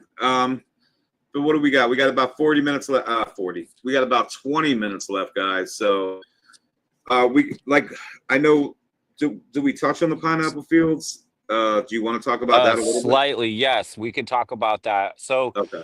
for the pineapple fields drop, we're bringing back some of the super freebies. Like these ones, they've been tested. These are basically lines we can drop, but we're gonna do another freebie release with them because it's fun. And also people were the feedback on those were actually insane. When people were coming back about the freebies, like, yo, because They one love of the them, freebies. so we got the cherry grapefruit, and which is the grapefruit IBL. It's an old breeder Steve cut that came down from Canada. It's the Pacific Northwest cut. It's the one. That's the mom, and it's the Miss Universe number 10, which is cherry watermelon that's coming through on that. And they mesh beautifully. You're getting some of like stinky because it's more of a NYC diesel grapefruit funk to it. It's not the sweet pink grapefruit. It's much more nasty. Okay. and the two of them they mesh really nicely. And then the other one is the orange cherries, which is the Agent Orange Miss Universe 10, and those ones as well.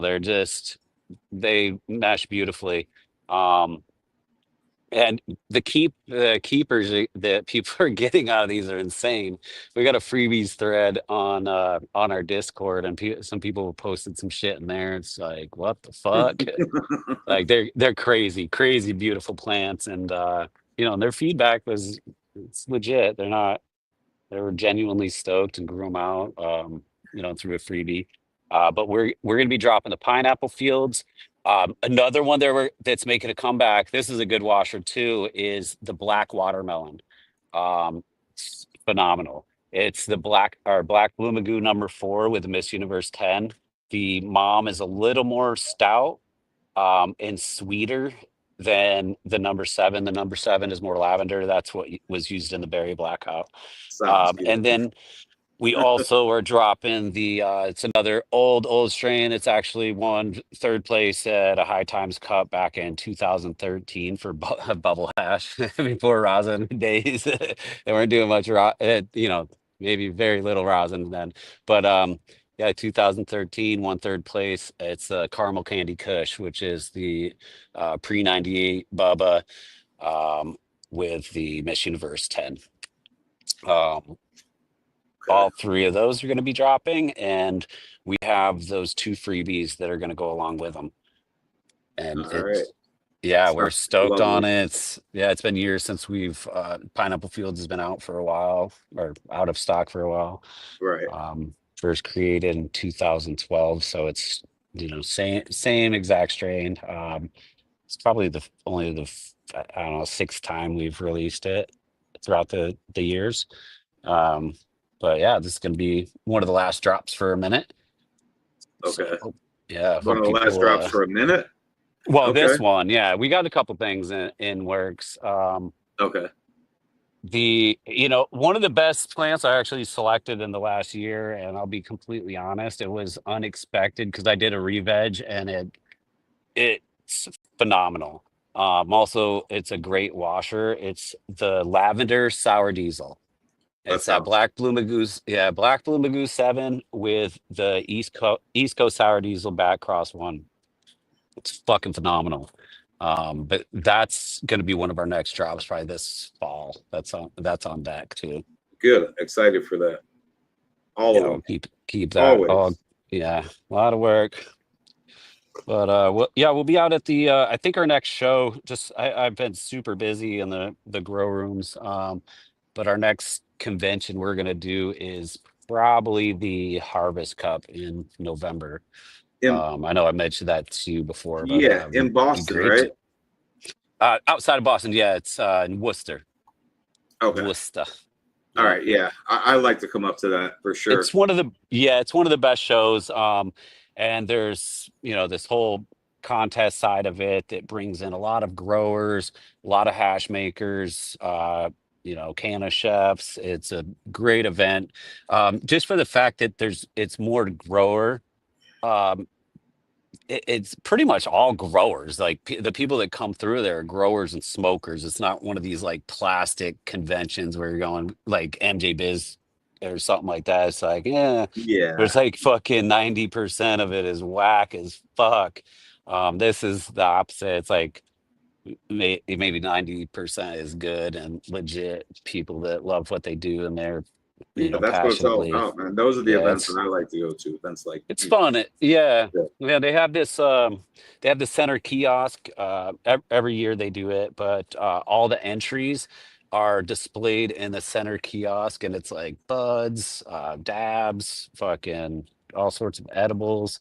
It's a great event though. Great event. And if you're into competing, Fishman, that's a good one to it's pretty legit. It's a good one to step into, and it's like pretty affordable. Not too far from you, I don't think. If you're in Michigan, it's kind of central it's Mass. Tough because timing these things and having a strain that you want to compete with ready. That's not too far away, but not too soon. It's so Yeah. hard, and Oh, it's just tough. yeah. But I was gonna say, you know, if you like events, and Dark can attest to this, you should try to get out to Hash Bash sometime I've in heard of Michigan that. and experience I've it heard once. that one's Yeah, it's a a big fucking one. hoot. It's a different That's a good experience. It's one. pretty crazy. It's a crazy. That's- It is. Yeah. It's a trip, man. It's definitely a That's trip. dope. Yeah. And not That's just the dope. cup, the real Hash Bash, just the whole. Yeah, Yes. no, because it's like the Insane. Because oldest. everybody hanging out on the streets and shit, and Yeah, just chilling. bro, they've been Yeah, doing it's that like a shit since like the community. 70s too, right? Like Yeah. it's the oldest. It's That's just an OG the one, history yeah. of it. It's Yeah. it's an experience. Yeah, it's I pretty would cool, love to bro. go to that. That's in spring, right? Yeah, Or it's always the first weekend in April. April. okay. Fuck it, I would love to. I think this That's on year the it's early, maybe like that's April on the 2nd, bucket 3rd, list, 4th, or man. something. Yeah, that's Well, on the bucket list. I gotta get out to that. Yeah, I'm definitely gonna come. I see my buddy in here right now. That's Jonathan. Where did I just see it? I know he's up in Massachusetts, so he's telling me, "Where the hell did your comment go, Jonathan? I lost it. I totally lost your comment, bro." What But up, Charm City? yeah, Charm City's up there. He was just giving you a shout out. But where the hell did his go, Jonathan? Oh, there it is. So I ought to come out here because he's right outside of Boston. So Okay, I will come and do that. That one I'm gonna come to, bro. Me and bro, you, it Jonathan. is a great one. Yes, Yeah. we'll talk about it when I get all my stuff set. Usually we'll get. Last year Okay. we did a Airbnb. We just rented a fucking apartment. It was so good. Oh yeah, definitely let me know. Definitely let me know because I want to come out and chill with you for sure, bro. It's about it has to be. Go. We gotta Yes, do it. that'd be fucking wonderful. Oh yeah. Yep. Fishman, what were you dabbing just now? Is the question. Dark, tell him what it was. Oh, the gas space is so good, bro. Like I'm not huge on. I will admit I'm not huge. Like that gas. Like there's a couple things from DMAC right here. That gas space, the Jedi Nice. breath. I mean, his juicy fruit is fucking juicy fruit. I don't know. I saw a That's post nice. that somebody put up. It was like, "Who's your favorite?" Right? It's hands down this dude, right? Like this is the guy Fuck right yeah. here. You just gotta That's tell me wicked. what you like, P, and I'll have something. I cater to both Fuck flavors. yeah. Love it. Hell yeah. Love it. Wait, November 8th. Do you grow What is your that? own? Do you grow your own Fishman, or do you do a I little do. of both, Yeah, I like do. process? Yep. Nice. That's 13 years now. I have been a grower primarily. I got into hash Yeah. about 3 years ago, so Gotcha. He's got a I'm nice- fairly new to the hash game. I was a consumer prior to that. Yeah, he's got a pretty nice room. He got a nice setup, dude. At least Fuck yeah. what I've seen, So, the new working one. on How many new. lights is that? How many Yeah. lights you have in there? It's a pretty nice setup. So So I have a 57 light multi-room, two 24 light flower rooms, and at one spot and a 10 lighter. Soil at one, and I respect the Okay. soil. I love soil. And my more mini production facility is cocoa. Yeah. That makes sense. Yeah, it needs to be a little Less- faster. Less to all right. deal So with. wait, are Yeah. are these the dates? Is that what he's talking about in Yeah. Worcester? That's it. Yeah. What's the? Oh, so that's my it. my DCU birthday is Center. November 6th, bro. So you know what I mean? Bro. My birthday is November 6th. So yeah. So every year, I've been going there for a long time, pretty much since the first one. Or I think it was the second year was the first time I went. I Okay. think maybe even the first one. I don't know, but long time. And we try to go hit a Celtics game. if it like works out, we got a night. We'll like dip out to a Celtics game. We caught one the last 2 years. Oh, Jonathan will make me go. Watch. Him and I. Listen, the Is he a Sixers suck now, Celtics so fan? I can't even It's talk fun shit. as shit, dude. It's can. just like the whole experience, hanging out, fucking Yeah, no doubt. doing a show all day, get a Yep. good dinner, fucking watch some All right, let's see, what Celtics do and we shit. got? We'll look at it. If Harbor House Corey enters, it's a toast. You might know what he's talking about. Pink tape. I don't know. I don't know who you're talking to. The firm. I'm assuming you're talking to Professor P. But I didn't see that. He said, if Harbor House Corey enters, everyone is toast.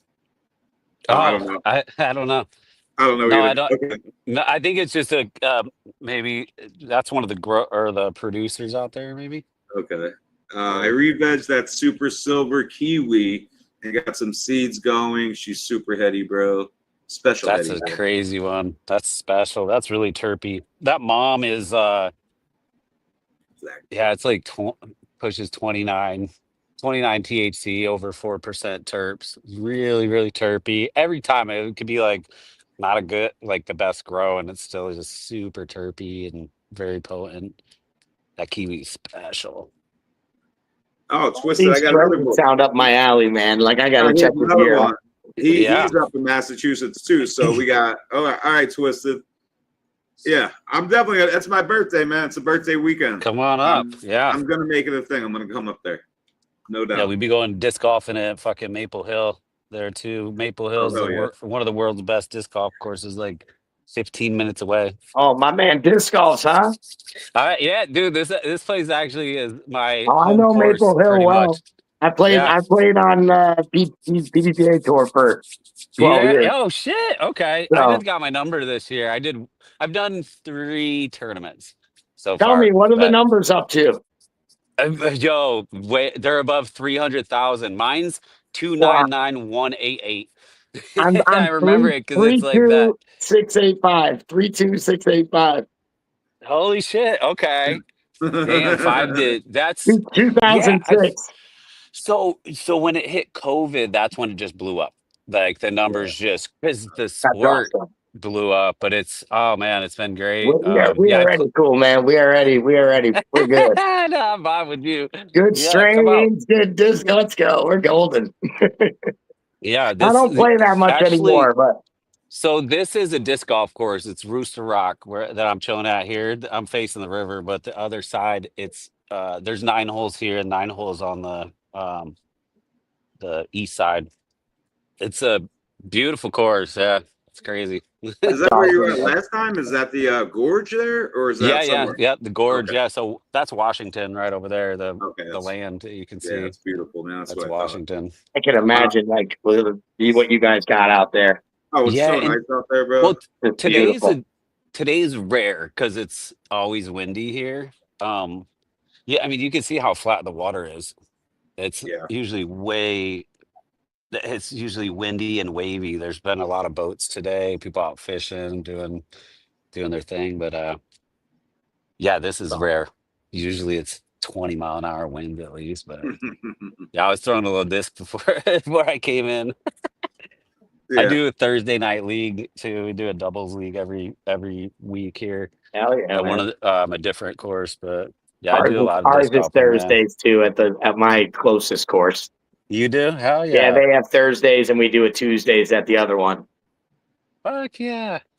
I got a homie that's it's so funny. We're just gonna talk about disc golf. Just gonna be talking about disc golf.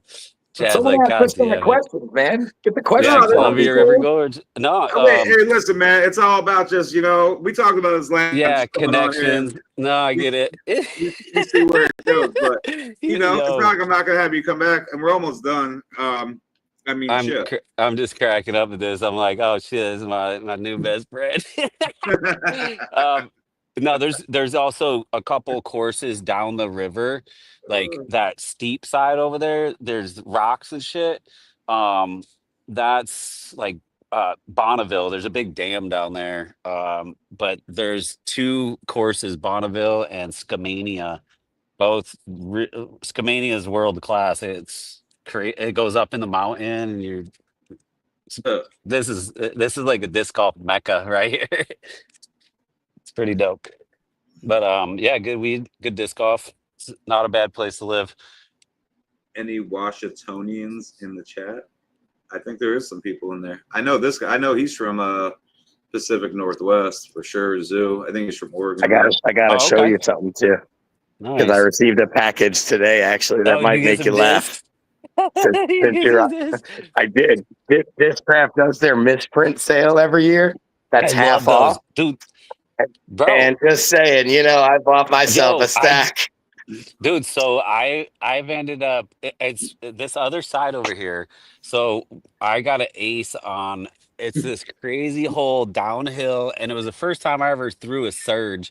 It was a Surge FLX, that gummy plastic, but it was in one of those misprint boxes long time ago, like I think it was like 2006 or something. But I got an ace with a thumber down the hill, and it's probably the hardest hole on this course, but it's like straight down the hill, and there's trees everywhere, but somehow it just curled around and fucking smacked it. I hung it on the wall though. Have It's you out of ever one of done? those Have you done it boxes dark? though. Have you ever played dark? Look, I Where? mean, it's been a little while, but I definitely have. Yeah, we had course That's when I was, in Boca, so right outside Quiet Waters Park. There's a course there, so we would go play there. But it's been a a while. I lot of would love fun, to. man. Yeah, I would It's love. free most of the time. It's fun. Yeah. Yeah, it's Well, we good will. stuff. Shit, I mean, I got disc golf weed, that's for sure. I smoke. I got specific disc golf That's weed, where I got big in the all weed. right. I think I mean, maybe. and bro. that's another I, thing, dude. I no, gotta I'm not come. shitting you. I want to smoke. I We obviously got want to smoke with you. Shit, I yeah, gotta it's see. the kiwi super silver haze. I got some Yeah, dude. He's the got, super bro. silver sour I gotta get. diesel. I'm glad The to get you the guys up headier a little shit bit. though. This dude, like, if you don't know who, you should know who Professor P is. If you don't, you need to get some of his gear, dude, and blow away the Michigan market with some Yeah, shit nobody get else you. has, bro. I'm, Different I'm flavors. not, but I like what I hear. I wrote some Oh, stuff down too. I took notes. I'm just, Yes. like, yeah. Oh, I mean, I'll Yeah, talk there's to a you about couple it. that would stand out for sure out Yeah, we there. gotta Musa get you guys. Lobster's got me sold on the name. Bro, that's The Musa Lobster. I love it. The well, and moose some and of these, lobster, yeah, and some of Sounds those East are going Coast, to be not West Coast, but those. bro. Some of those are going to be great washers too He's got the because of fucking how the fire, buds bro. stack. Yeah. They crown. They don't just. They're not thick. It's not like sure. not like a cookie type. It crowns enough where it's like the surface area is reachable. Even the popcorns is just How you're about gonna flower dump. times on a lot of your gear? Oh, these are quick. These are I think everything was these were before 9 weeks. Like Okay. anything Yeah. that's the like the black blue magoo, those one of the reasons I kept the seven and the four, those are 7 week or faster. Those look done at 6 weeks. Imagine If I was chopping rosin at like day 48 and it's like actually like the right time yeah, to cut it because it's done at yes, 52 or 53. dude. So yeah, so the black blue magoo. Those are good to wash at like 50 days. Like they're Okay. so fast. It may even no earlier than that. I mean, if you're doing rosin, 45, but That's good. Yeah, 50, that's it's good. like it's ripe. I'm like Um, 52 to 54 now is like because all my strains are sub yeah, 60 days. But 45, I mean, if you think about yeah, this, people, that's a whole dude, extra crop a year. You start yeah, adding that time period up. yeah. I should get you. Yeah, we should get you some of the black blue magoo. That just the tert profile of I, that too. It's really I love the special. sound. I love the names. I've been trying Yeah. to understand each name. It's got some it's like and there's there's variants in them, but it's like berry fruit punch, but a lot of them are they'll have the heavy lavender notes and undertones of like rose water or something lighter. It's special. But it comes out in the hash too. Like Tom actually won Harvest Fire Tom, he won the highest terpenes with that strain at the Boston Nican last year. It was like pushing 12% or something, or pushing. It was high. I can't remember the exact. It was over 10, and Pretty imagine yeah, that as a it was washer. pretty high, but it was like it was crazy. They That won almost and gets frustrating as a washer because there's just so much. yeah, and well, there's yeah, they're good washers though, and they carry a really unique. I just love the profile over a lot of this stuff. Some of the other stuff that I see daily, it's like the gas. I like gas, but it's like it gets kind of redundant here at least because it seems like a lot of the people do the same shit. Yeah. It's like just Can't just be gas. There has to be undertones and structure to yeah, it. yeah. Right. Yeah. I like smoking gas flower. I like smoking gas though. Yeah. Flower, It's yeah. effective. It's usually really effective, you know, like Yeah. that's one of the terps that definitely the smell is relative to the effect. It's like, dude, if Agreed. it smells like how it's gonna make me fucking You know, I feel me, feel yep. like I know that smell and I know that feel. I do love that about the gas. Yeah, the llama berry though, that's another one that's there's going to be That's some a big good one. washers in there as well, and gassy berry. That's on the last drop too. That llama berry is insane. Yeah. And Okay. are most things I fems sold the or Blue red? Review They're BX2 all 8 regular. years ago. Okay, Everything perfect. is Cool. regular. I do All right right. now. Yeah. Sorry to cut Good. you off. Sorry. Nope. It's like, yes. But yeah, that the so the llama, the mama that's the high THC, high terpene, that pretty much the highest that I have of both. It's 30% for, but it's the TK Chem I-95. I did not make that strain. I got it from a homie in Colorado, Elite Cannabis. I selected it. I got the seeds from them. Ran through 2 different batches of those and selected a fantastic fucking plant. The mom is spectacular and it breeds great too. So it's yeah, it's special. That's another one to check out. Yeah, we'll get you hooked up, man. I feel like it's Llama a bear. necessity. I just The feel llama like his berry. gear is different than what's in Michigan. Like you said, the one person one or whatever, I feel like it'd be a cool thing to see you growing, some of his gear. Because I've not really heard of any of those strains in this area. No, you're not going to. I mean, Yeah. he's in the Pacific. I mean, you should. Yeah, There's we do a definitely lot people of growing his gear. we do a lot of stuff on the East Coast. Like Yeah. there's some stuff, It's a like good thing, northeast. Yeah. I'd love Yeah, to get some northeast stuff. mostly. I think it's a good thing Yeah, because you don't like we've had this conversation. You go to each table, GMO, white truffle, just for instance, whatever. It's all you want some, all right. You guys want something Variety. different. And like he said, it's very hard when you're growing a lot of strains. Every one of them's different. I mean, you really got to just find yourself a happy medium. I have 7 strains in each room. It's very hard to balance them all for rosin and for flower and mixed. yeah. And so you really got to just, find your groove and hone things in and find what each strain's doing. Like you said earlier, specifically, some are going to amber out quicker, some aren't. You might even have to chop some stuff on this day and wait a few days to chop some other stuff. Yeah. Oh, Definitely good to I'm know your also plants. mid-Michigan, Brandon. Mid-Michigan like you, buddy. Yeah, he's in Michigan. He's over by. He doesn't have to divulge exactly where he's at in Yeah. Michigan. No, he knows. He's in mid-Michigan, so am I. What's the courses that you like the most in your area? In my area, we have toboggan. Oh, okay. That's like that's up there with the world's top rated. Toboggan is one of the sweetest courses in the world. We also have Flip City, you've probably heard of, which is like number 1 or number 2. Might be number 3 now because Maple Hill and one other one I can't think of right now in Cali is like the number 1 and 2. But oh, that's the one that Shiloh plays. Actually, that I don't know why I can't motherfucker. think of the name. Dude, he showed me. Yeah, it's the one in the Redwood or the Santa Cruz. There's the one in the Santa Cruz, and then the other one in the Redwoods. Yeah, he's playing the one out by Willits, and then yeah, I know what you're talking The about. one in Santa Cruz is the one that I'm thinking of. De La insane with the Viega. top De of La the world. Viega. Yes, De La Viega. Yep. That's the one. Shiloh will be here next week. So yeah, I'll try to hop on then too. Tomorrow. Like my response, you were like, "Yo, yeah, I can know, you do I knew. Thursday?" I told was him like, too. I'm like, I hey, got I already disc golf league. yeah, I'm like, I apologize, bro, because I was gonna try to swing it Thursday, but I said because P's busy and I was already set for Wednesday. That's where you were. And I said next Wednesday you'll come on, and he was. It was your fault, huh?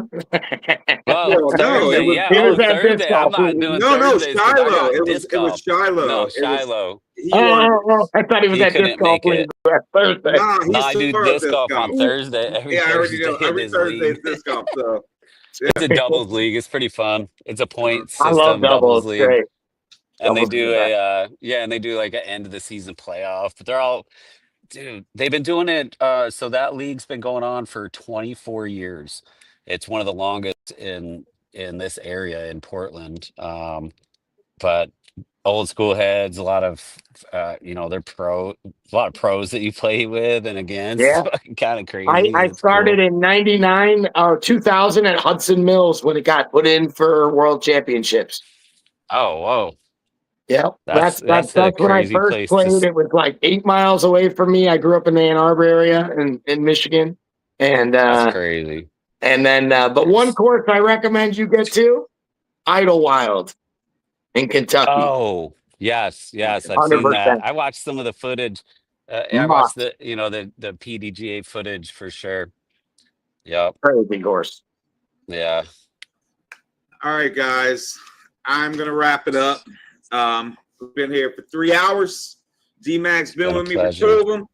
Shout out to Nice. Uncle Doobie for jumping on first. Shout out to P, Professor P, for hanging out with us for the last hour. I will have him come back. Maybe next week he'll come back with Shiloh. And I appreciate everybody for hanging out with us tonight. And I think we pretty much covered everything we wanted to, and we got to hang out and we got to, meet new friends and all that good stuff. So Hell yeah. I appreciate everybody. Y'all stay safe. I'll see you guys Saturday night.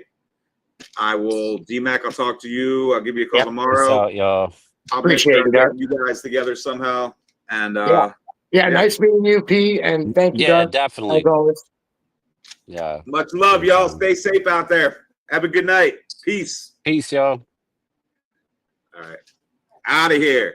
Good night, y'all. Like I said, I'll see you guys on Saturday night. Instagram Saturday night. Next Wednesday, I'll be here. The following Wednesday, I will be in Florida. So we'll have Shiloh on next Wednesday night. Try to have Peel come back with him for a little bit, I'm sure. And I'll figure out the other 2 guys for next night. But peace. Much love.